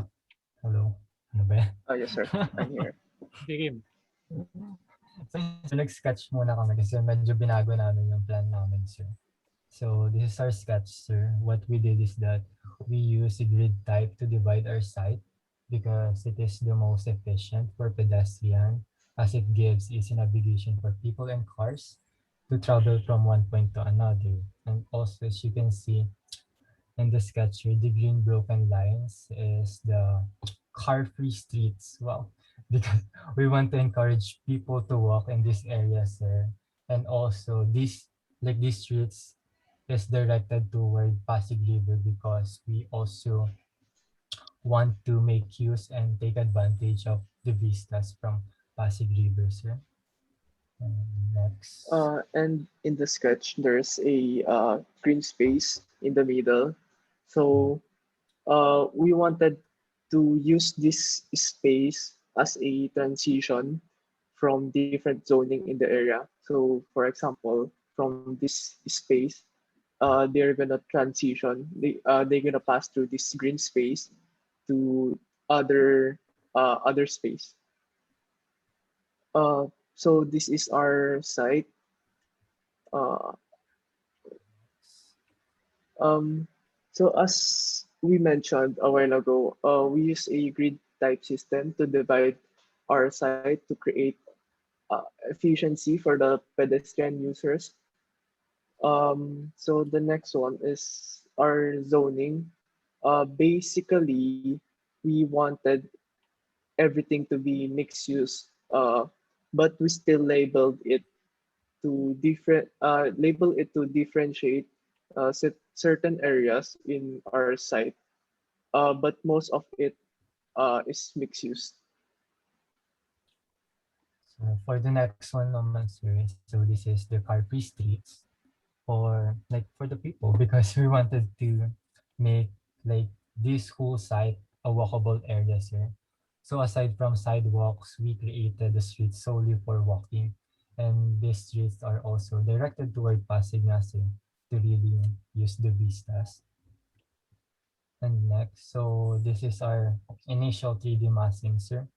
So for the height, sir, basically parang yung gusto namin is to really, parang medyo i-highlight din yung Manila City Hall. So yung height niya, sir, it's either mas mababa siya sa City Hall or kapantay ni City Hall, sir. And explain din namin yan mamaya, sir. So next. So this is the road access. And also, like ma-observe nyo din since hindi na kami naglagay ng parang major road kasi sir, parang medyo connected na din siya sa parang major road. Like yung sa may parang going Pasig River tsaka sa may side ng City Hall. And also kasi pag may major road, parang mas na-attract yung car na dumaan doon. Eh gusto namin gawin yung area na to na very walkable. Next, so ayun, zoning ulit. Next, ayun, yung car-free streets namin. So parang 3D lang. Next. So to further explain our massing and other parts of our site, so this is a zoomed in block. As you can see, the highlighted part are the pedestrian street, vehicular street, the gray one, and yung car-free street, which is parang narrow, the green one, yeah. So um and this street still can be subdivided. Uh, we just generalize the parts of the street. So for this, hindi pa siya masyadong detail na pinakita. Ganun, sir. And also to add then, for the uh, yung buildings namin, so ginawa namin for the mid, like the upper part, uh, parang ginawa namin is sinet back namin as for hindi siya yung parang uh, for example for the experience for the pedestrian here or here, hindi siya yung sobrang, I don't know, it's parang suffocating ba yung feeling or parang overwhelming na sobrang biglaan na when you walking in the streets or the pedestrian streets, parang biglang high-rise building, yung parang sa Makati. So, we created it like parang urban valley. So, hindi siya yung ganun ka, there, it's still parang maybe 3-story, pero for this part, pero hindi siya ganun ka, for the experience of the mga users. So for our massing naman sir, so very parang zoning lang ginawa na. So and parang idea lang din siya of how it will work. So basically parang yun nga, zoning siya. So we decided to put the mixed-use space outside facing the road because it will be more accessible for the people, and the residential spaces naman sir are inside to create a more intimate relationship between neighborhoods. And also we created a courtyard for residential to give them like a better atmosphere sa area and to create a breeding ground for the community. So medyo yun pa lang sir. Okay. All right. Can we go to the first slide first so that I can comment properly? Okay. All right. I like the fact that you guys started with a hand-drawn sketch. Like I said, it makes it more human because it's softer. But I guess it can be pushed further by making it when we think of a more human city, which we are going to discuss later on. My comment here is that it is I like to commend again the work of Sila Jacob because they were sort of making a porous development wherein it can be accessible by the outside the development, by connecting them to existing street layout. You guys sort of disregarded the street layout outside. So it can create more problems because you're not creating a fluid connection between outside development and your development. Let me annotate so that I can provide you a clear explanation. So if this is the street, you know, you have to turn this way so that you can turn left. Do you get it? So it's the same thing with this one, no? So they're not really connecting. They're not intersecting. They're not continuous. So it would have been better if they are connected because this way you're not really isolating this development from the rest of the city. It is nice to have a, a unique development, but it still meshes with existing development so that you don't disrupt the system, the circulation system, and at the same time the connectivity aspect and the accessibility aspect of the city. Also, maybe what I like with this development, with this proposal, without considering my realization earlier about the tall buildings here, I have yet to decide. I'm going to consult Sir Jerry about it. But without that consideration, I like the fact that this is an open space. Maybe I would propose that this is also an open space. So this way, when you are sailing through Pasig River, there are no obstructions here. You can't really do anything about this building because it's heritage, but still you are highlighting this tower, no? Because you don't have any obstructions here. But again, my issue is this one. I think you were inspired by Barcelona's super block. Yes. Okay. So Medyo, sir. so that's how I sort of read it. But again, uh, the idea is there, the intention is there, which I really like, because you are creating a balance between um, vehicular and pedestrian traffic, and also like the porosity that you created from the waterfront, from the Pasig River waterfront, as it connects to the pedestrian area as well. Can we move forward?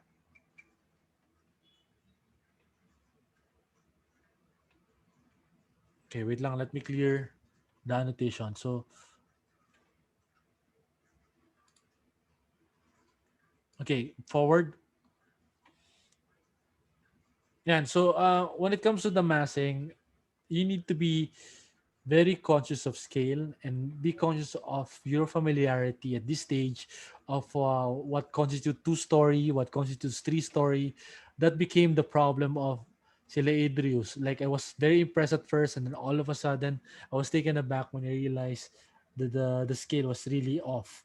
So when it comes to this one also, I don't know how many story or how high the podium level of the Manila City Hall is. So maybe this is accurate. Maybe he's just creating two-story. I don't know. But having a block that is terracing like this, it's sort of prescriptive already. I'm not sure if there's an idea behind it. If you're talking about sunlight, etc. I don't know yet. But again, I'm still having an issue about the roads. I try to have a mentality that if you can create a development that is less car prone, a less car friendly, the better. It's create something more pedestrianized. Sige, forward. But the presentation is really good, and I really like it, especially this one when you were trying to show the green areas and the road network. So but you guys have a lot of potential. You cannot get this in one go or in one try, but yeah, we need to keep iterating. But this is a good attempt. So thank you guys for the work. All right. Sige, let's go to the next group. Uh, Janelle and Kier. Okay, go ahead.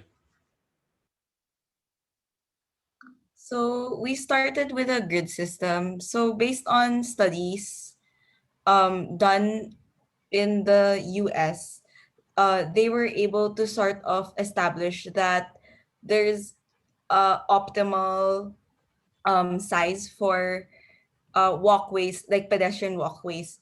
So what we decided was to implement that study onto the city planning, which is why you'll see that there are different sizes to the grid. So we have the 7 meters, which is divisible into three parts, which will consist of um, the the area for the shops, and then the pedestrian areas, and then a bike lane.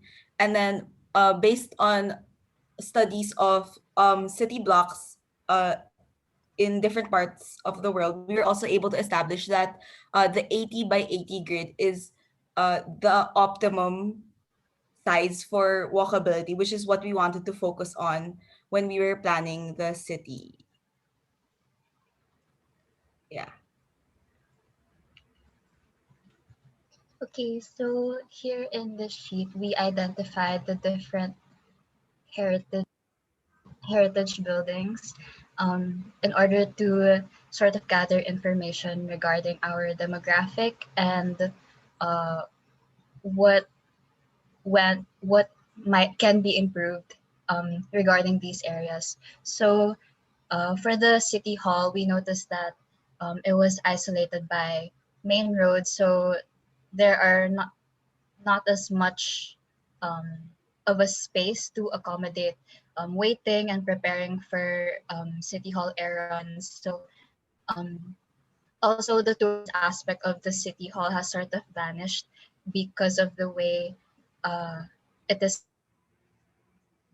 situated and the surrounding buildings.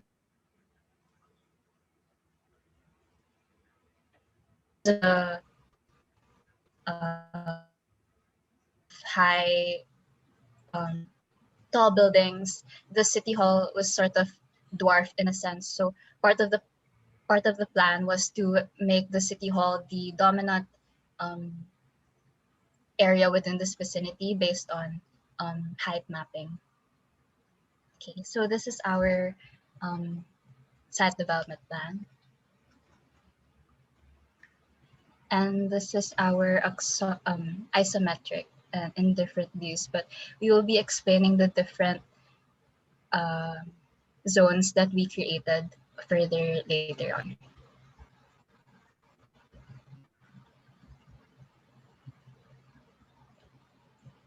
Okay. Masyadong maliit. Uh, Maybe you should have a landscape version so that we can see the captions. Okay. Like, uh, We yeah. have zoomed in versions here.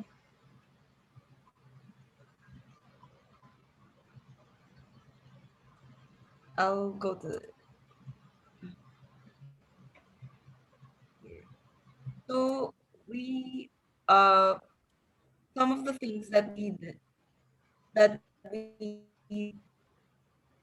we included in our planning was a tram stop. So we wanted to is the transportation. Not again. Okay. Sige, let's wait for her. Okay, go ahead. Go ahead. So we wanted to focus on the mobility and accessibility within the area. So we decided that the best way to do that would be to focus on the different pedestrian accesses, and by installing a tramway system that passes along through the around the center of the whole area, so that it's easily you can easily access every area from the tram path. Next. Okay, so as for the different zones that we focus on, I'll first talk about the residential area. What we decided on for this development is to create this Europe to mimic the European style of apartment housing where uh, residential on the top and commercial at the bottom. And this will provide access for students who need to dorm, for workers who need apartments, and for tourists who need a place to stay, especially since this is a tourist district within Manila. As for the commercial, we allocated uh, the first floor of the residential area as a commercial, and nearby commercial areas to provide basic necessities for residents, such as groceries and banks, and have it be separated by streetscapes as well, in order to sort of invite the residents to stroll around the area in a safe manner. And with this, we also, not sure if it is seen, but these residential, two-story residential and commercial buildings were planned to be arcaded in order to sort of create more protected sidewalks for the residents. As for the area in front of the opposite the city hall, we were planning on adding an open green space wherein there are also buildings where we were inspired by uh, the program of like First United Building and other buildings such as that, wherein especially within the City Hall, there are no areas, since it's isolated, there are no areas for people to wait around, especially if ever they need to like finish their paperworks or gather in a certain area to work. There are no available spaces for that. So what we decided was to create our own co-working facilities, cafes, meeting rooms, printing offices, bookstores, and more. And this would also be convenient for nearby universities because um, it is within distance for students to walk and study in this area. And these are not um, sort of isolated. They sort of merge to open spaces where people could also stroll around. And as you can see, if you can see my cursor, uh, the green space opens towards the commercial and residential area, also towards our waterfront area. So sort of uh, leeway for people to access the different zones. And we also touched on the area behind the Met Theater, and we were thinking about um, sort of enhancing the cultural aspect of this area since it was sort of faded away through time. And we realized that the Met Theater is sort of not really a destination place anymore, since it's always just driven past. And so since there are also nearby green areas such as the Mehan Garden and Heroes Park, um, sort of that we thought, what if that row became just an open green space in general? And so we were thinking about creating an open space also, but then applying more cultural activities within the site. So we thought about amphitheaters and outdoor exhibits and um, behind the Met, and in order to boost public cultural awareness and accessibility, another thing that was considered was parking, since the as of what we know, there is no available parking, especially outdoors, and so this would sort of also invite more people to go within the area. And the next zone is sort of in relation to this because it's accessible from the the Metropolitan Theater area. So we sort of expanded the idea of making it more cultural.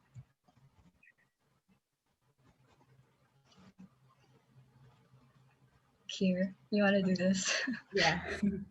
So we created a wetland market so that we could, which we strategically placed near um the Metropolitan Theater because we wanted to promote local cultural products and artisanal products that could further like what Janelle said, further the cultural aspect and the cultural life within the vicinity. So we also created a wetland that would be an extension to Aroceros Park, so that this space would sort of act as a green sponge that collects and filters the storm water, and so that it can help sort of preserve and restore the water quality within the Pasig River, at least in this area and the area near it. So if you can see in the illustration, there are multiple access points so that um, it's easily accessible from different aspects. So you can access it from the commercial riverfront, from the market, or from across the street, which is the Met. So next is we designed a commercial riverfront because we wanted to highlight the the Pasig River, um, we wanted to be able to sort of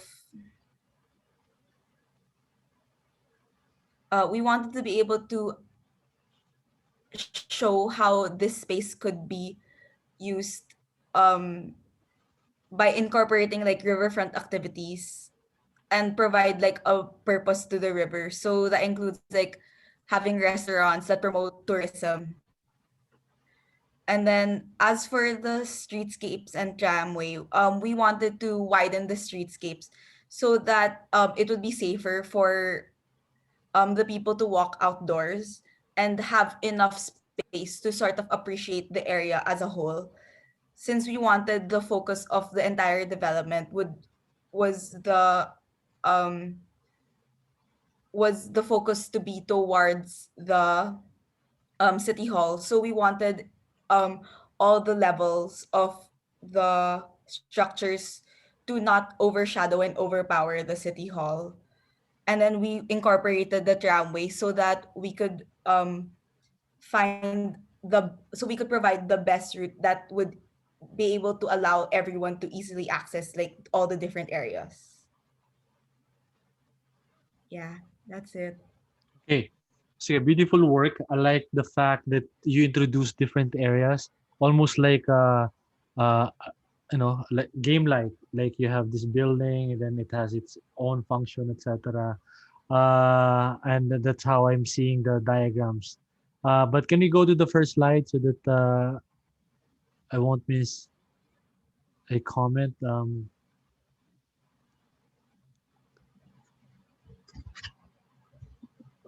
Okay. Okay, I think it's better to start with a site analysis, just like everyone else. Maybe I'm going to ask everyone to do that first, so that somehow you can realize that probably some ideas are better adjusted because of the situations. And when it comes to this particular diagram, make it more one perspective in one slide so that you can maximize the view. And then when you have an idea such as those captions that I saw earlier, it would be more readable. Massing wise, I appreciate that the Manila City Hall is more dominant, and you were very conscious of that. And it's like the main building of the entire development. But of course, we are open to creating more density, but without overpowering the podium level of the Manila City Hall, because we want to do a lot of zones and areas for this development. Can we move forward? I uh, I sort of like the narrative of the waterfront development. Just that I don't know how connected they are because it's a combination of a grid system and then you have all of a sudden not superimposed, but the waterfront line is already there. I don't know if it's just coincidence. When it comes to creating a tram line, um, keep in mind that there are minimum distances. It's good that again Jacob mentioned that the walkable distance is how many meters again, Jacob? Do you remember what he said? Around 400 meters, sir. Okay, 400 meters. So a tram line might not be needed because you want people to walk. One of the benefits of having a pedestrianized city is that you make people healthier. I don't encourage them to use the cars, etc. It's either they walk or they use their bikes. So if you have a tram car in this very small development, you're not encouraging to exercise, and it's not also beneficial for the businesses because you want people to walk so that they can experience the street, they can see the stores. There'll be foot traffic for the stores. So I don't think the tram line is relevant in this case. Maybe if we're talking about triple the size of this development or four times the size of development, then a tram line might be useful. But still, I think double the size of what a walkable city is.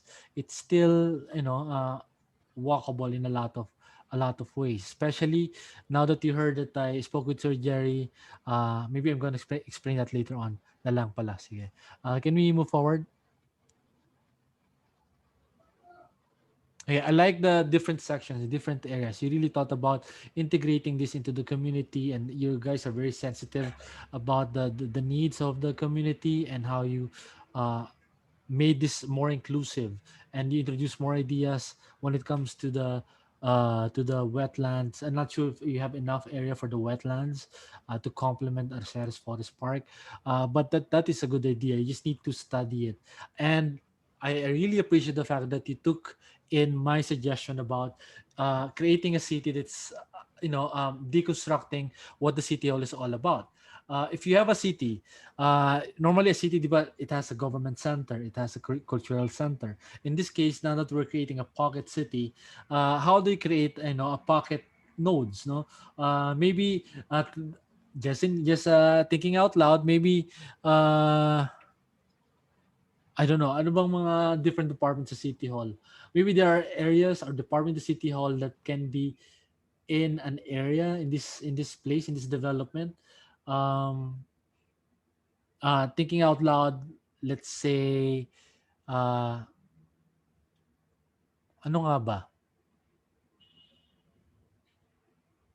Isip kayo, ano isip kayo na, no, na pwedeng department sa City Hall. Then that can Sir, be, yeah. from what I remember, may mini library pa sila sa loob. Ayun, what if there's a mini library, you take it out from the City Hall, and then, syempre, you still leave some for the City Hall, no? But there are areas in the City Hall that you can decongest and then transport it into another place in your development, that it can become an icon, it can become an important building. You know what I mean? So that way, the entire city is the City Hall. Do you get it? So it has its own narrative, but still experiencing it. So and I like the fact that you have that aspect in this proposal. Uh, so I wanted to keep developing that idea. Uh, what else? Can we close this window just in case? Yeah, I like the focus areas. But later on, I'm gonna ask you guys to create vignettes, like perspectives from a uh, human scale. But this one is okay. That's why I always reference the game, because games, di ba, may mga ganyang mini icons of a building or of a center. Uh, yeah, sige. Can you close this window? I want to see the other slides just in case I miss something. Okay, can we go? This is just a minor comment, and very subjective. Yung naka-highlight Junishogan sheet. I don't know what now. Yeah, that one. Okay, it feels like desert-ish. The color scheme. It feels like it's on a desert. So if it's going to be a game, it feels like I'm on a desert. Yun lang, minor lang naman yun. But later on, we can still develop this, and then yeah, maybe we can still work on the density. But I super like the idea of utilizing the backside of the Metropolitan Theater, because it's neglected because of its current orientation. It's a maybe the others can also think about similar ways to revive that importance of that building. Okay, thank you guys. Can we go to uh, Kevin and Tracy? I'll show you the map.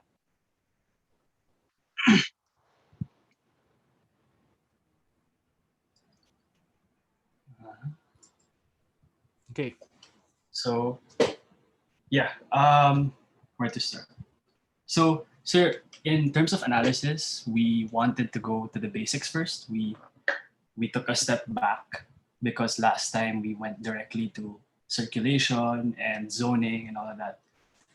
So what we wanted to do was check out the government website for the city profile, and these are the latest population statistics they have. This is as of 2018, so it's actually the location is actually composed of 2 barangays, and then it's also indicated the area and the population and its relationship. So there's also a division of the barangay, like the barangay 659 and 659A. We did this just in case we could pick something up from it, even though it's a basic step. And then after that, sorry, I'll just. And then after that, that's when we move to the zoning, sir. This is just sketches. So we revisited zoning to make sure if there was like something we missed. And then ayun nga, may mga civic, industrial, entertainment, commercial, greenery, education, and mixed-use residential. And then after that, mga digitalized kaming version ito, sir. We just wanted to show you the sketches. And then after that, we zoomed in into the buildings themselves, on how these buildings, sorry, not this one, but sorry. Ito pala, sir. So here we followed the color coding scheme and then we labeled the buildings. So you have the Philippine Normal University, YMCA Manila, Manila City Hall, of course, SM, the heritage buildings na Metropolitan Theater, the Veterans Federation, and the Office of the Ombudsman. So for the Veterans Federation, Google Maps and CAD Mapper were kind of inconsistent with it. So we just got the closest buildings to it and assumed that that is the veterans based on circulation then. And then we'll go through this again later, sir. We move to the density. So first what we had was what I was talking about a while ago was what's in the site, what's currently in the area. And then now we tried to understand where people are in the area. And then these are what showed up in Google Maps and the Manila government statistics, that the high density is the City Hall and commercial. So part of the analysis was reading articles about Ermita and City Hall and this development and how they wanted to treat this area. So we'll get to talk about that later once we have the digital analysis. So we tried to color code the density to be able to identify where people are mostly. And then after that, these are just tracings over just to find out where the trees are, sir. Kung saan yung mga greenery and the Pasig River. And then moving on to circulation. So these were sketches we did last week kasi we were feeling the site ba lang, and we wanted to go into a micro scale to know where these streets are heading. Like ano ba yung mga direction nila, sir? What is happening when people go there? And this is also based on my experience kasi I had to go here for his start, and I had to visit the City Hall for his start, and these are all coming back to me. So you have the primary roads and the secondary roads. And then after this, sir, to further understand yung problem ng site, in terms of circulation and pedestrian problems, but we had this map. So what we tried to do here is based on past experiences. Me and Tracy tried to map out how to get to the different areas following the one-way and two-way circulation. We wanted to try to come up with this creative map that could show how the different options of the people when you go there and the different possibilities of transportation. So what we picked off here is there's not much options in terms of routes, in terms of how to get to where you need to be. And some streets are even being neglected. Some streets are closed down. And again, so this is also part of studying how the site is related to its surroundings outside the development, given that we extended it further. And then, yeah, there's gonna be a clearer version, so na I should share screen with Tracy. Yeah. Or just Sure. wanted to show. I'll share it now. Sige, thanks, dude.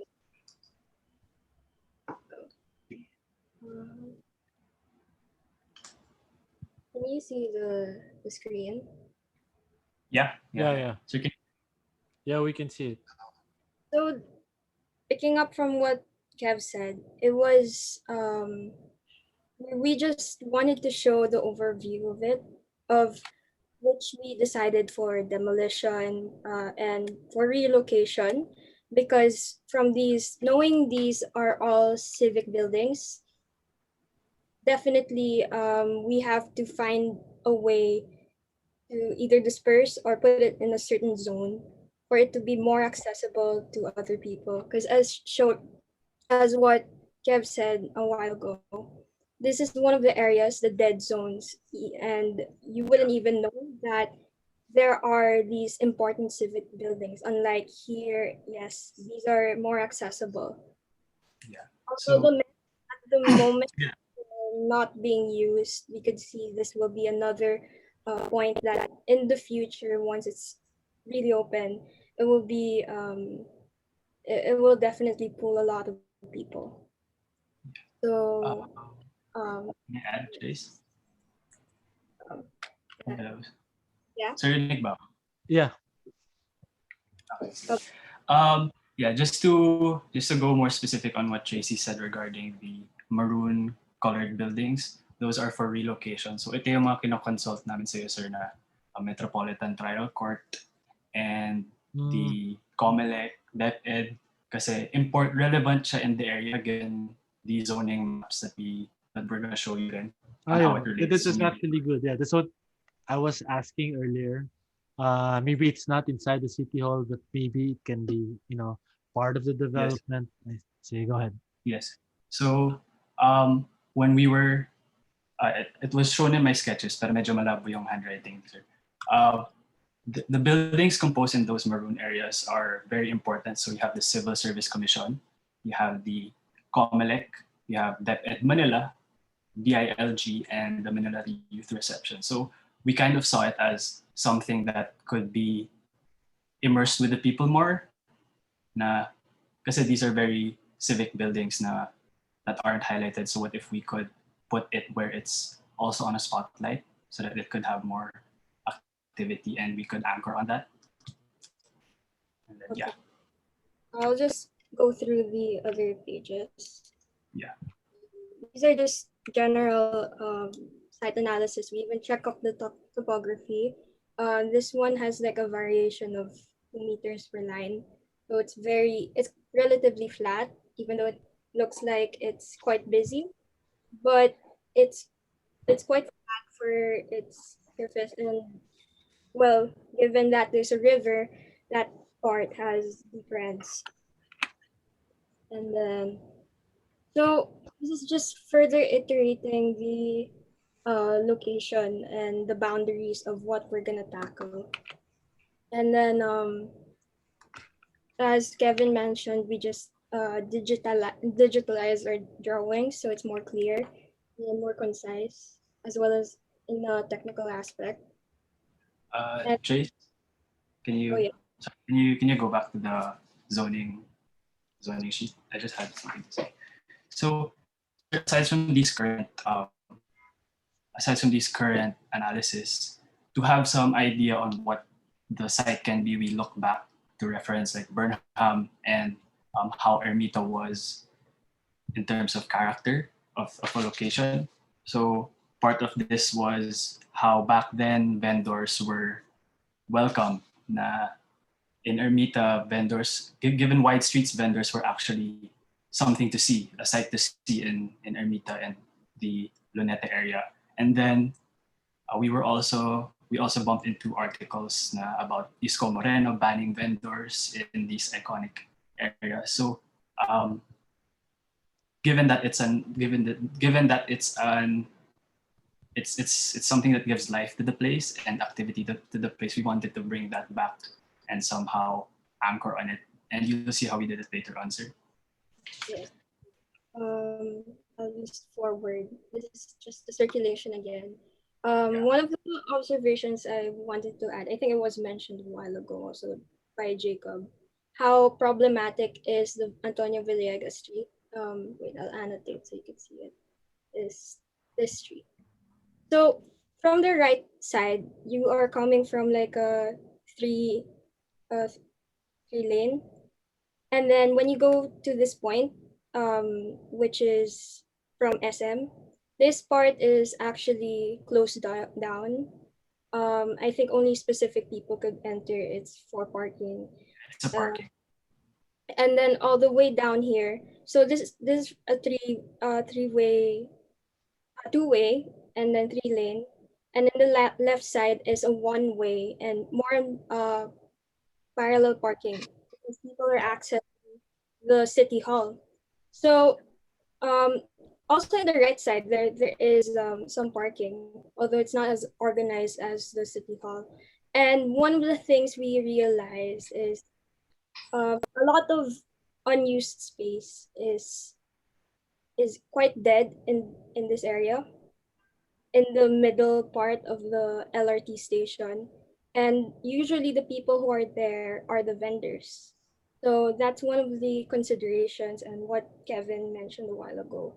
And we thought in the future plan we would be able to use these dead spaces, because when I was talking to Kevin, that it was about I just eyeballed it. It's about 2.5 meters wide, how big the column uh that carries the LRT. Um, Instead of a 3 lane, it became like a 2.5 lane. So a lot of dead space is happening in the middle. Or some people suddenly just park there, made it a stop area, so it becomes very dangerous, as well as vendor areas. And when you go transition here, so imagine the traffic, the density of SM and the capital, you suddenly go in to a two-way, 2 lane each way around from this point here.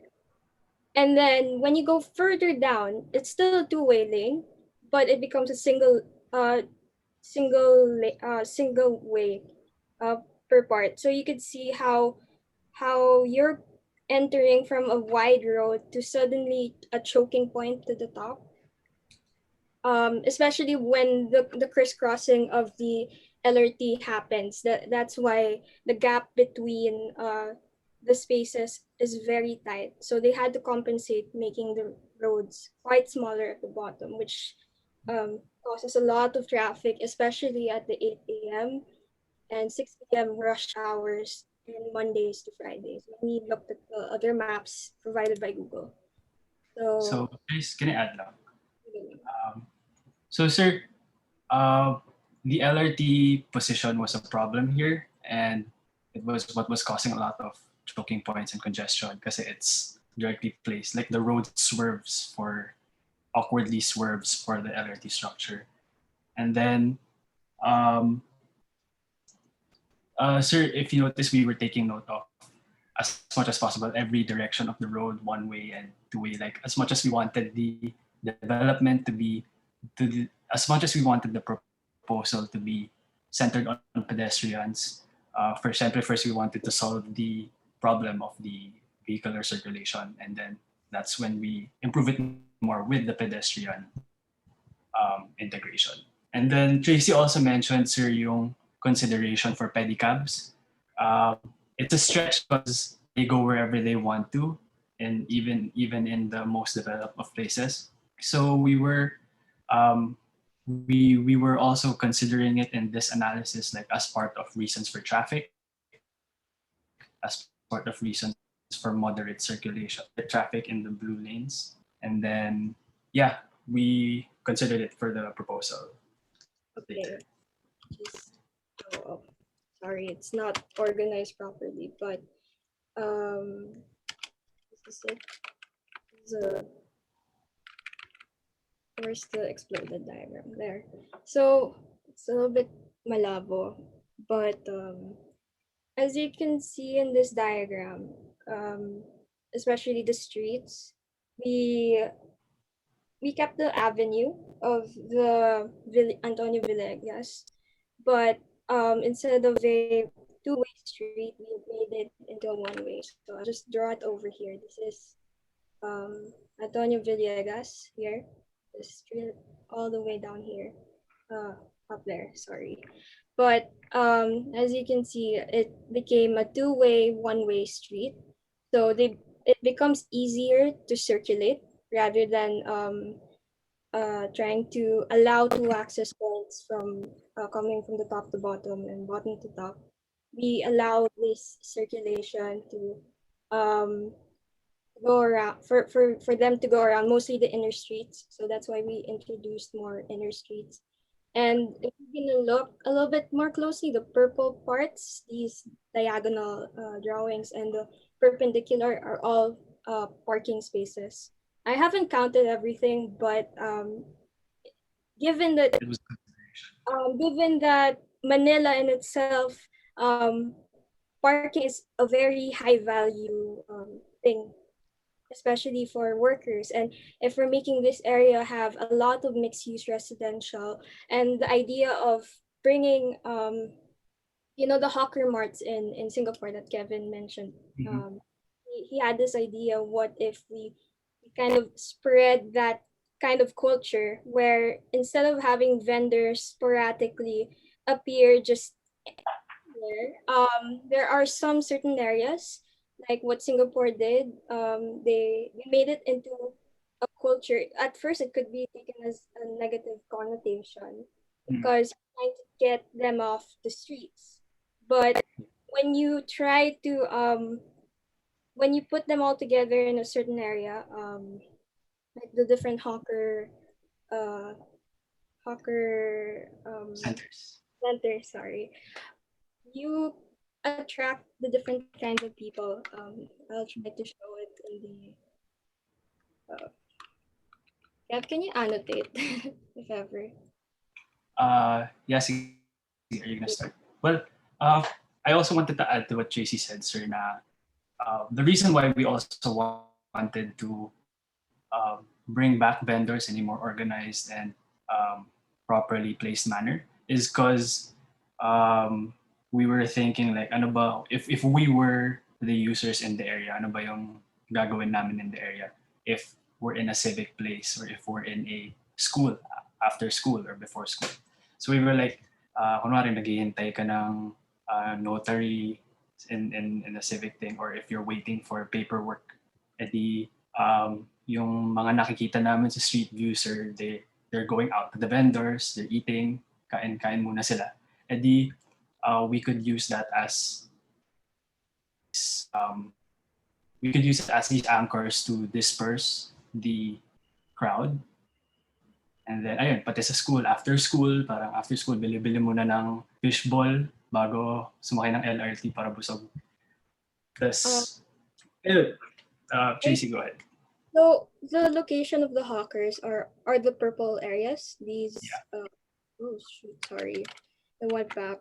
I'll just annotate. Here, these areas. Yeah. You can see this is PNU. And then we relocated one of the universities here. These are all majority businesses. And most of the brown parts are mixed use residential, except this one, because we know there's students here. These are dormitories. These are dormitories that is close by both PNU and the relocated university. And then other uses in terms these areas, these are mostly arcaded walkways, and it is oriented towards towards Pasig River. So in contrast to before, we now kind of glorify the Pasig River, and you can see this tiny red structure is actually a cafe, like purely on the walkable green space that we made in that area. I think shown sa perspective drawings that we made up here. So yeah. Sir, we also wanted to add na as you see my large vista in the middle, and then there's all this conversation about in the Philippines walking under the sun and whatnot, and even walking under the rain. So that's why we wanted to compensate that with making blocks porous and making buildings have arcaded ground floors for pedestrians. So they have options. It also came from the idea of that last message you left us last meeting na mobility is all about options. So how could we integrate that? Chase. I think this is better explained with the perspective. We're using the same color coding, and this Yeah. one frames the capital, although it's not um, a person's eye view, but it shows like um, even though it's a wide street, a two-way street, when you come here, you could cars could enter from here and there.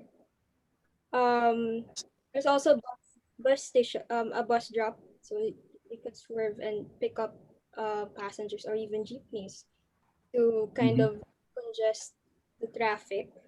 And with this one way towards the Antonio Villegas, it lessens the choking of what happens in other in the original design. And we also introduced other pathways to enter. And this is what we were talking about, um, these buildings being arcaded. So we kind of offsetted it about 3 meters Yeah, 3 meters. for the arcades. So just imagine this if we worked on it with in detail. This gives more choices for people to walk around, whether they want to be exposed to the sun or they want to be underneath shaded by these arcades. And the central point that kind of frames not only frames the vista, because when you widen the street a little bit, you give a panoramic view of the vista in itself. Because if you're gonna look at the current streets of, it doesn't even frame capital itself, but when you're at the edge of SMOA, I mean, sorry, SM, and then it kind of skews the size. It makes it very small and more portraiture, but this allows a more wider view, a wider Yeah. scope. And then this So, is the sorry sige lang, the sige lang. this is the cafes that we were pointing out. So if we're in the opposite side of the river or in a river, we could see that people are actually enjoying the Pasig River, and instead of finding it's ugly, it's not something I want to be at. When you see people walking, jogging, or biking in that area, because we allotted about I think 5 meters for walking or any of those activities, kind of like Rojas Yeah. Boulevard.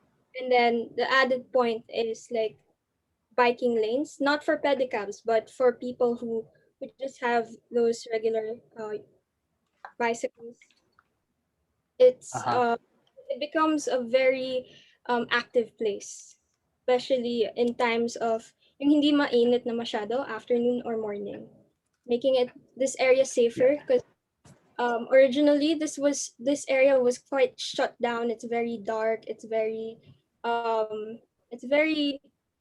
inaccessible to the public. Now you make these spaces to make it safer and easier to walk around. Yeah. So, Chase, wait, stay there now. Kasi these are perspectives, sir, looking inside the development from the vista.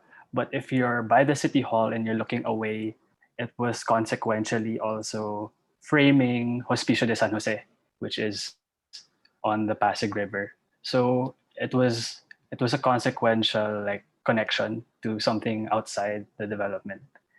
And then yeah, JC, can you go back to the zoning of like the plan view? Plan view. Yeah. This I one just or wanted this. What's that? one? That one? Nag-switch na ba? I think I'm lagging. It's the colorful one. The color coded. Okay. Okay. Sige. I'll just look at our references na lang. So, Oh, there. Sorry, there. Okay. sir, kita nyo ba yung ano? Yeah. Diagram? Yeah. Or, Yeah, okay, kita so naman. it's me. Sorry. Sige, sir. I'll just use my phone for looking at the diagram. Yung, wait, sorry. where is that? Ayun. So for the brown buildings, which are the mixed-use residents, we placed them there to bring people towards a green avenue along Pasig River. And then since it's porous and accessible by ideally all forms of transportation, it's also a good center point for people to radiate from and go to the different functions. If they wanted to go to the Vista, it's right there. If they wanted to go to the LRT station, it's also right there. And then we also wanted the Vista to be um, reflective of how this development is a melting point. That's why there's business. That's why it bisects the business zone, education. Um, there's even a hawker and commercial, civic, ganun. And then ano pa ba? So above the Mihan Garden, sir. So that whole green development is the Mihan Garden, and above it is the Arroceros. We wanted to remove the park and ride kasi nakalagay sa article, sir, permanently closed na siya. It's just a bus drop area na lang.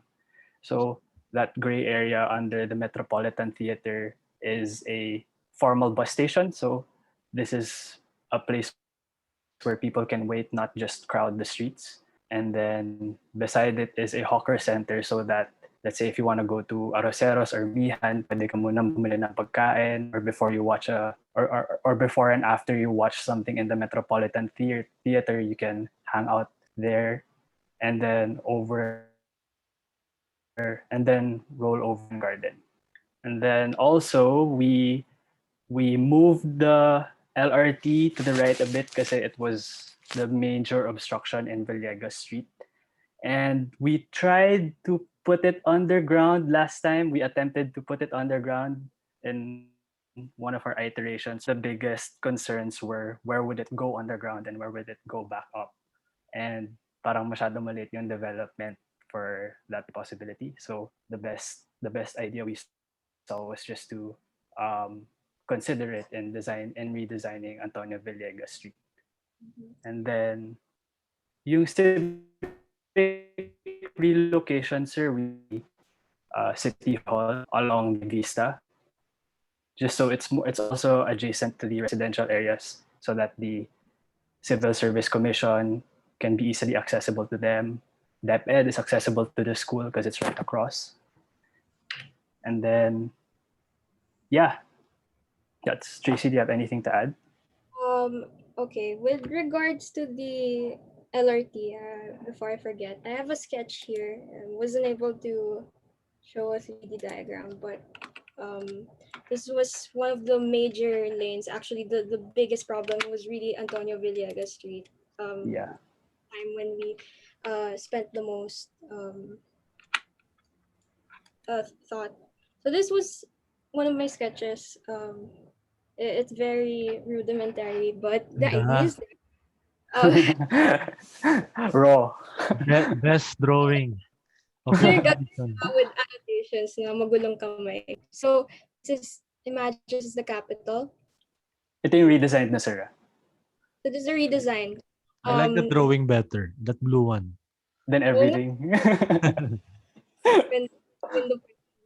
Wow. You could see what happened here was there's walkable street.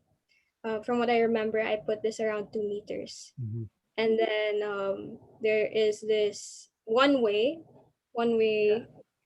area to Antonio Villegas. So constantly, this is about 3 meters each. One side is 3 meters. Mm-hmm. This is 3.5 to make way for buses, so big buses, because in the end of it, there's actually a bus station in the near end of the capital. And also at the Mihan Garden area to give drop-off points, because this is a very public space. Everyone has to do their documents.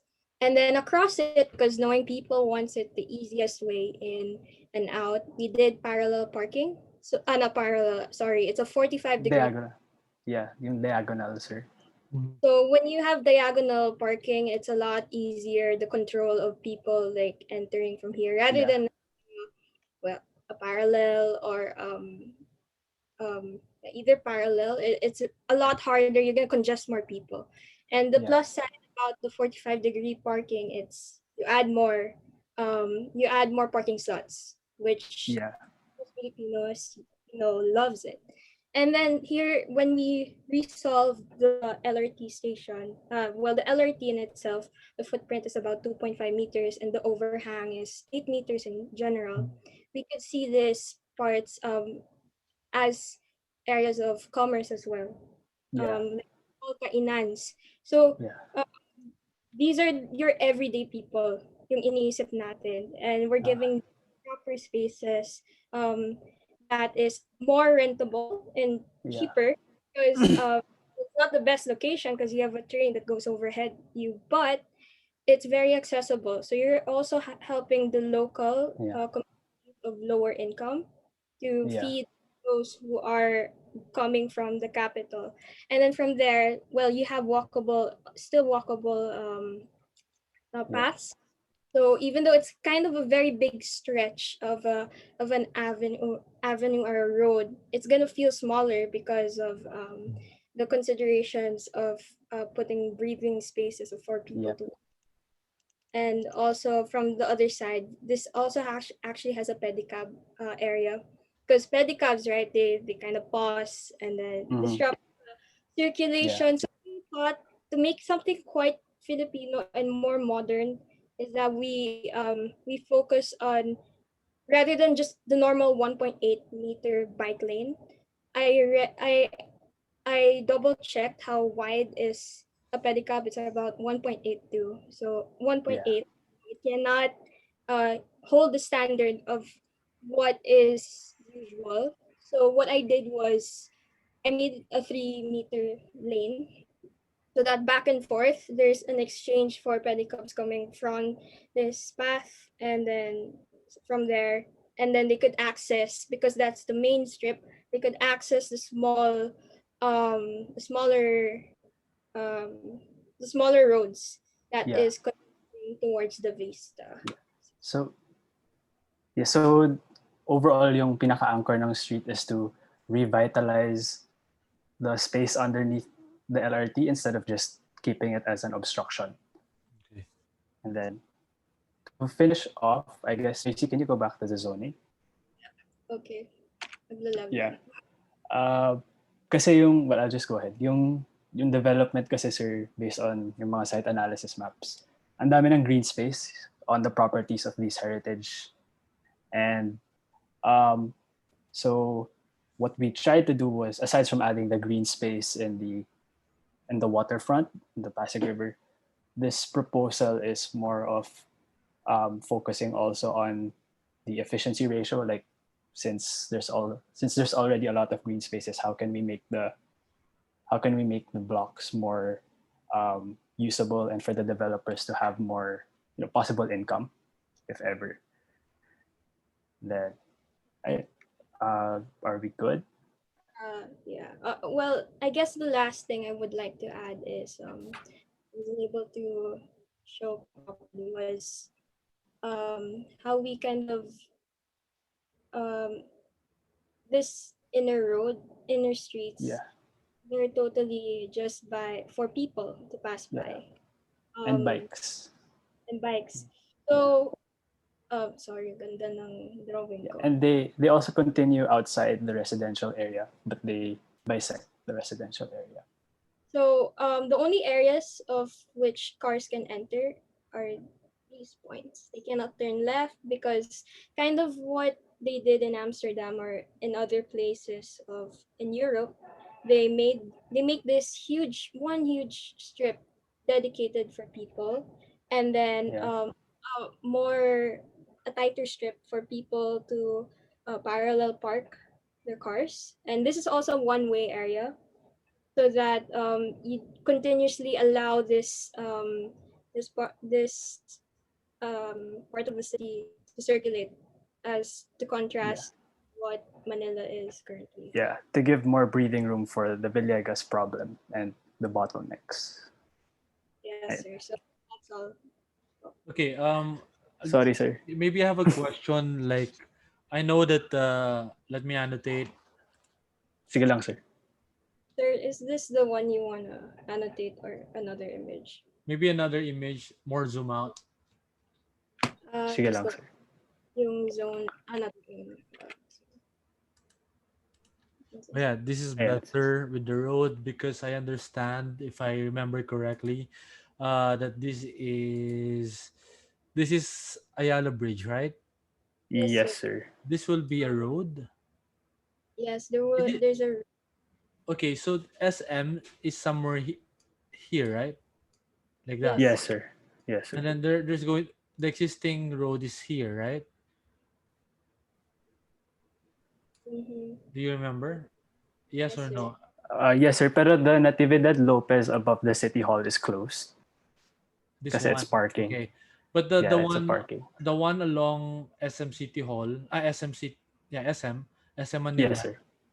Uh where does it end? Does it go all the way here? Do you have an old map? Can we Yeah. check it? Tracy, Yes. can you check it out? I'll go to the beginning. Yes, sir. This one. Oh yeah, so yeah, I'm correct, no? So basically, Yeah. you have this road closed already because of possible Parking. reasons, yeah. And then at the Yeah. same time they wanted to maintain this road. Yeah. And then as you go this way, it's very important that you address this bottleneck. Uh, can we go to Uh-huh. your proposal? Yes, sir. Okay. Uh, you were talking about this one, which is going to be like a big road, but I'm not sure how it's going to behave on this intersection. Uh-huh. Yes, through it. So, When you prepare a road, make sure that this goes for everyone. That yes, sir.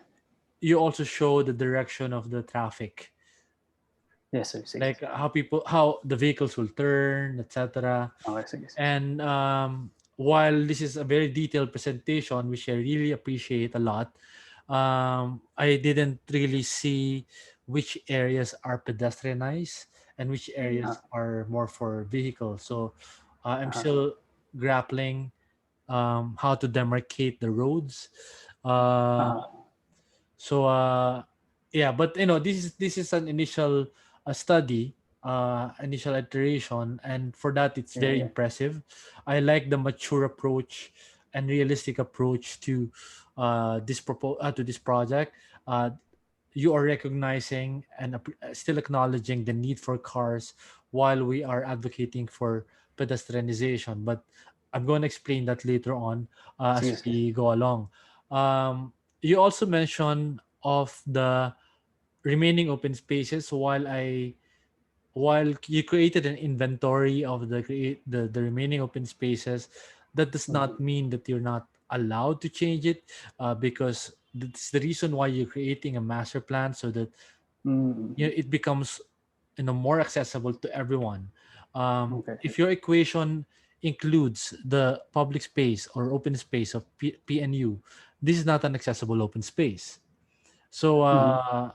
and then if you're talking about the open space in Mihan Garden, and if you have the opportunity to create a city, a mini town in this area, it's on the left side. It's not really inside the city, so it's not really integrated.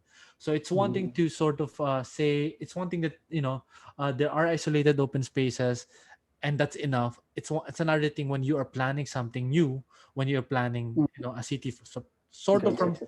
sort of from scratch, uh, Sige, wherein sige, you sige. have the opportunity to make it more usable and more enjoyable and Okay. more, I don't know, become part of the narrative. Of More course, there woven to are, the development. yeah, there are, because of course there are non-negotiables in this development, which is the Yeah. Arceros Forest Park, the Uh-huh. Mihan Garden, and the PNU, etc. But the Sige, rest sige. you can definitely change.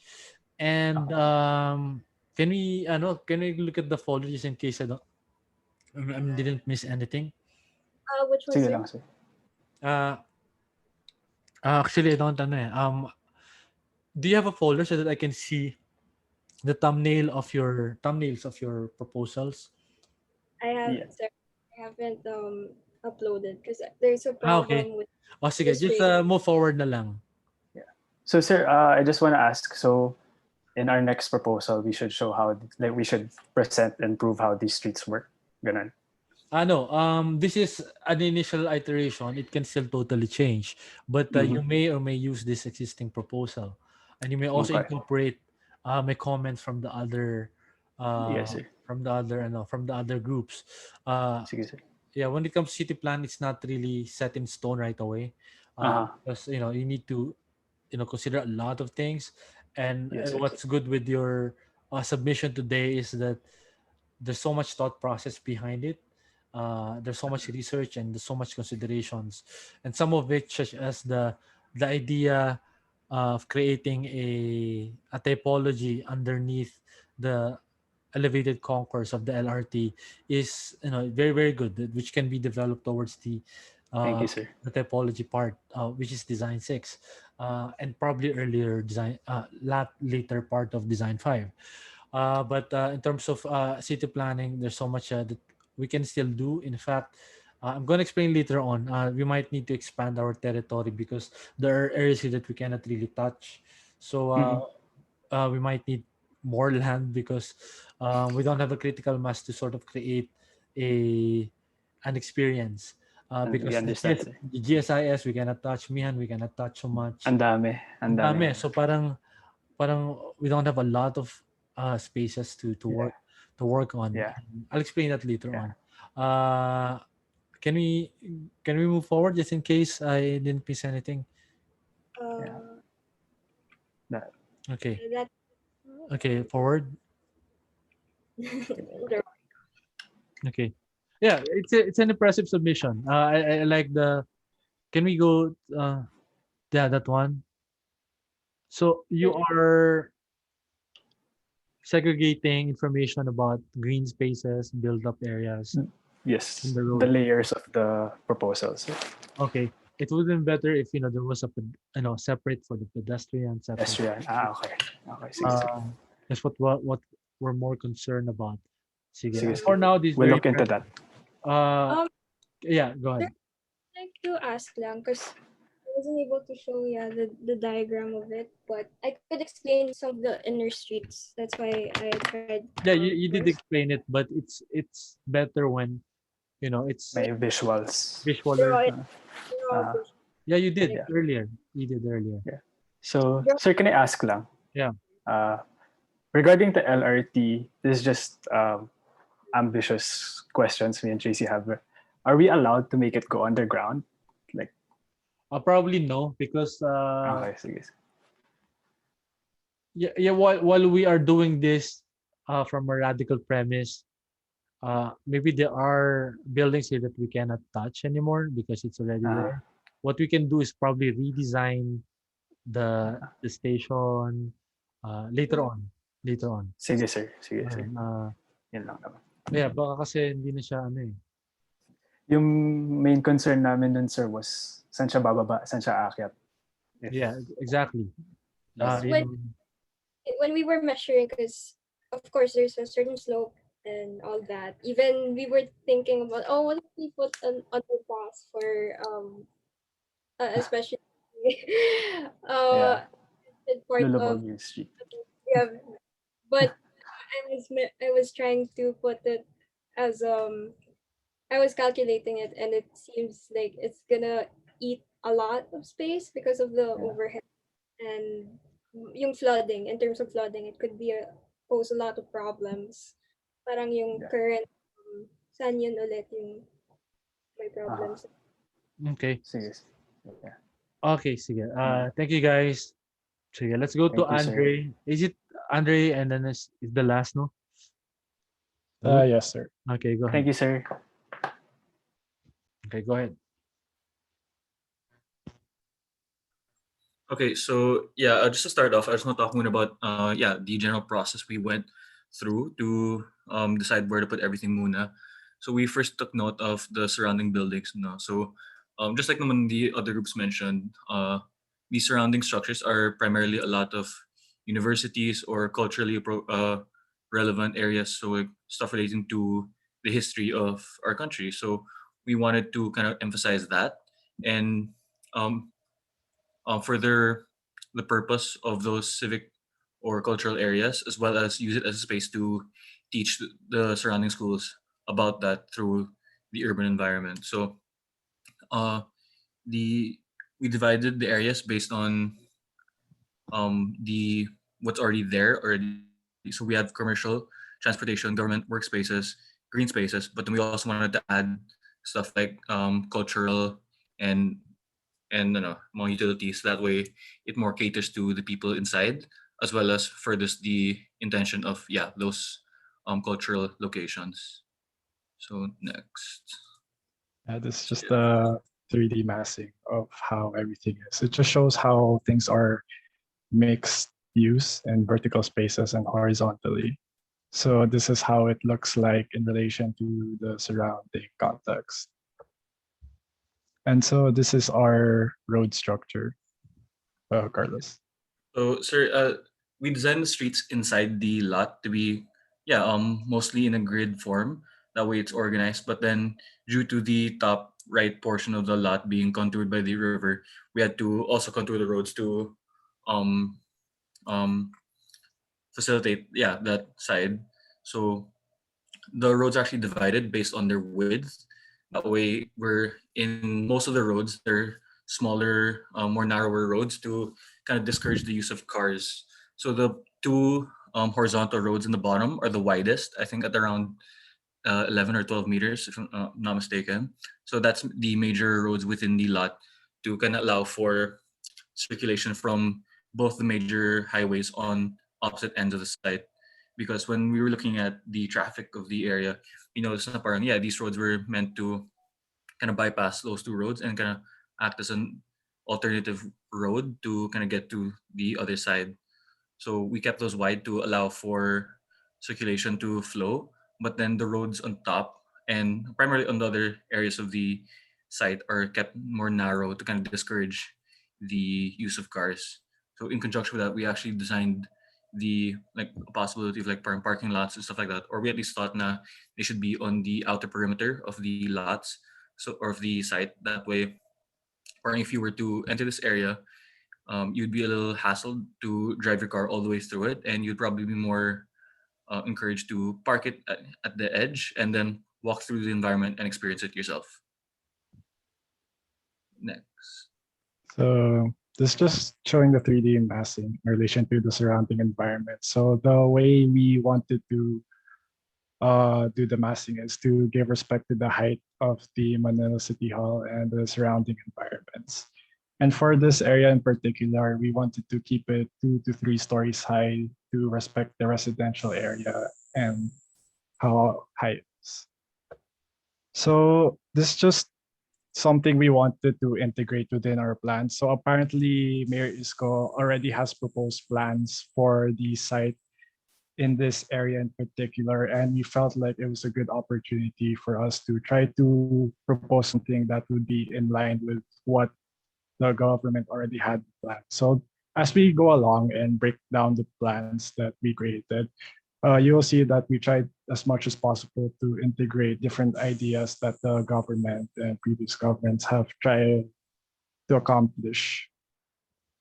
So overall, within the streets, there's actually 4 different narratives to each of the streets so that each one will feel unique, and there are different functions there that you can easily access based on your visit. So we have one that's focused on the greenscape. So this one's mostly for the pedestrians. We have a cultural street, commercial, and institutional. So we will break down each one as we go along. Wait, sorry.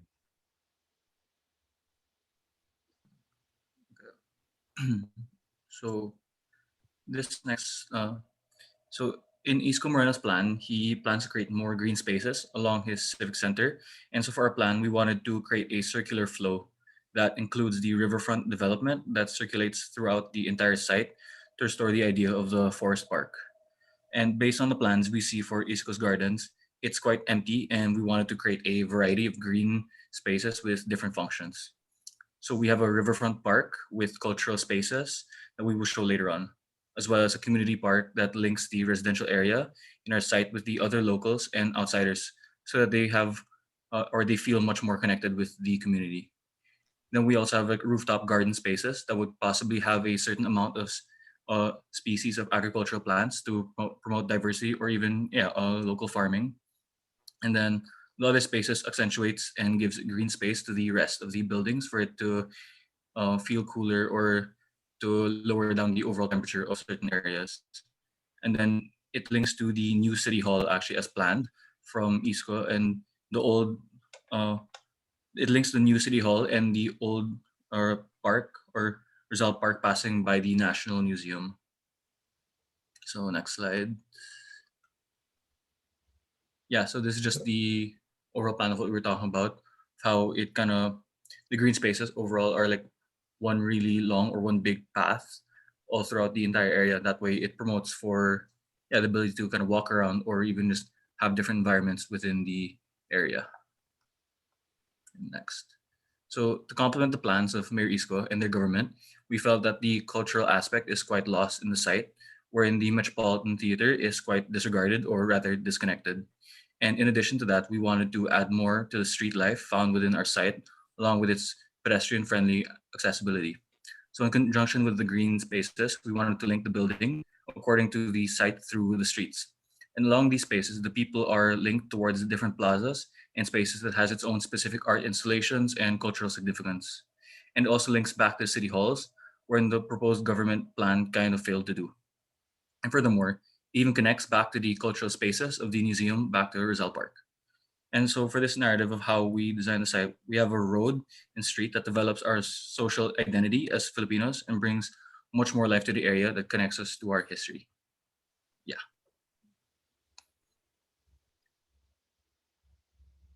It's just to show the zones in a 3D way. So after that, we have the institutional road over here. So based on previous research, the area is quite at the crossroads between the university belt here. So we felt it was necessary to include workspaces for students and continue to cultivate their talent. So this is using the theory of schools as a center of the community. So in this theory, it states that there should be spaces outside of the school community where people can learn and actually practice their different disciplines. So it also has to be inclusive, which is the main idea we want to go for. So this is why we wanted to create two different workspaces. So in workspace one, this one's dedicated to the youth and their own projects guided by professionals. So the main idea for this building, which would separate it from a lot of different different kinds of workspace buildings, is that in here, it's a focused kind of group wherein the building brings in different disciplines to work on different projects. Because in the future, I believe that this is like the best way to develop our cities and different cultures, products. We have to take it from a multidisciplinary approach. And furthermore, it secures the future for the younger students wherein they can actually put their work into the real world. And there is also chances for them to display their works over here and possibly present their ideas and proposals here in the Metropolitan Theater. That's why we have located it within this area. And it's also easily accessible by the LRT terminal, which is an easily accessible space by the students. So over here, going to a workspace two, this one is much more mixed in terms of the kinds of people who will work here. So it will be integrating our local residents over here. And just to clarify, our residents will be the homeless or lower class communities because there are a lot of homeless people found throughout Manila, nearly millions of them. And we wanted to integrate the government and different professionals. So the idea here is that the knowledge accumulated from the university belt and outside of that will be gathered here to be dispersed to different social classes. And through there, they can work together to formulate different ideas and proposals together that will be inclusive of everyone. Because from what I see, best professionals, they're usually for the higher classes in terms of their ideas with the high technology that they develop. So in here, you have a workspace for everyone. So yeah, these are the workspaces. It's here, this one's a bigger building because it has to cater to most of the students that can access it. Here, this is the central area wherein a lot of people can gather and see what is going on with different projects. And this is the residential area. So here we have the commercial street or strip. So in here, we actually wanted to link the new park and ride. So in Isco Moreno's plan, he actually wanted to convert this place into a commercialized green space. So besides it being a commercial space on the lower level with transport, on top of it will be a garden space. So we wanted to connect that through our site back to the City Hall. And the reason why the City Hall is red is because what was mentioned in his plan was he will actually convert the old City Hall from the lower level to a much more commercialized space for the people. And most of the functions will still remain on the top part, while this area over here, right in front of the City Hall, will be the new City Hall. So going back to our site, the reason why we wanted to have our commercial zones much more dispersed throughout the site is to keep having eyes on the street and ensure that the civilians or pedestrians are always safe, because from my previous planning lessons, this is something that should be taken account for. And besides eyes on the street, there's the principle of having it being populated at all times. So in this commercial strip, we actually wanted to integrate a lot of the vendors over here into this area, because the main idea for this central area, in essence, is that we wanted to make it feel a lot more local, wherein there are a lot of details that you can see as you walk along this path. And another point of emphasis here is how we have a public market and restos by the local community. So this will be by the local residents. It's pure, I mean, okay, second. Okay, so the idea for also our commercial spaces is that along all of these paths in terms of food related spaces, it's all gonna be localized. So it can come from the people here and the residents here. So it can set up itself apart from the different sites everywhere wherein there are different food chains that are already known. So in here, there's always something new to discover. So that's the idea we want to go for. And in terms of the transport, it's easily accessible and connected to the spaces. So we have a transport terminal here, and it's not really a solidified idea of whether we should integrate the trikes and pedicabs, because from Google Street Views, there was a line of trikes and pedicabs along this path, and as much as possible, there should be an integration of them so that they may not lose their livelihoods. And here we have the central terminal, and over here it's kind of cut off, but Isco Moreno plans this to become a multimodal transport. So this is just the 3D massing showing how dispersed it is and the transportation. And also in the utilities here, it's Manila. Okay, so in regards to the planning of the city, we didn't want it to be a solidified plan because as we went through the process of creating the massing diagrams, we remembered I remembered from my previous prof that she complained about how BGC feels very planned and it's only for the higher classes. So we felt that there is a need to give people spaces for them to develop based on their own needs. So in here, we possibly want the people to contribute their ideas and let them know their needs for what kind of spaces they want to develop for the future. So in here, We can have urban roofscapes to better connect them to the surrounding area without having to go back to the ground floor due to the height of the building. Here we have possible peer developments. We didn't really want to have a solid idea yet because possibly there could be someone else who has a master plan for what the Pasig River could be in its totality. So also it could be developed by the people here depending on possibly what they want to research. So it here, the multidisciplinary area for the workspaces, it could be a cultural or it could be something more scientific. So we're not really sure what kind of space, open space they want here that would be flexible. And over here, the red highlight will be a community-based streetscape. So here, we want to make it possible for the street to change over time because we don't want it to feel uh, like it's going to go old or stale. And we want to incorporate the element of time within the design. So like let's say for an example, every year there's going to be something different along the street so that besides the plants, people can feel the passage of time and they always have something new to come back to. And over here, it's just examples of vertical expansion, whether they want it to be green roofing or different kinds of uses. This can be developed from existing buildings or the parking areas that we have developed. And so this is just like a quick visualization of what we wanted like certain areas to look like. So this is near the residential and cultural area. So we wanted the area to not just be dictated by the zoning, but to also have like overall mix of everything. So the street in itself, what I wanted to be big to promote, the use of it, not just for people, but as well as for exhibitions and the cultural related stuff, such as like art installations and such.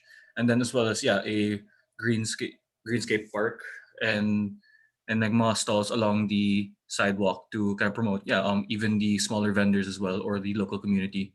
And then the buildings themselves can be mixed in terms of their usage. So um, the area when we visualize that the buildings on the left are the residential and the ones on the right and further in the back are more commercial.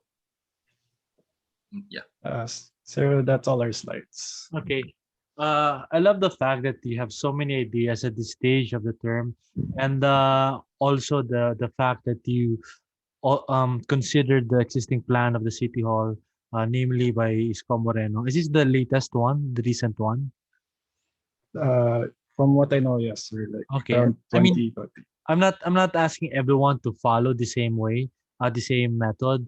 Maybe one group can really integrate the plan of Isko, but I don't want you guys to rely too much on another person's idea because this is a design class. You're supposed to generate your own. But if you're just incorporating it or probably improving upon the existing one, then that's more than welcome. Uh, Also, when it comes to creating a more democratic um, planning, there's a limit to it because a lot of the components of a city is very private.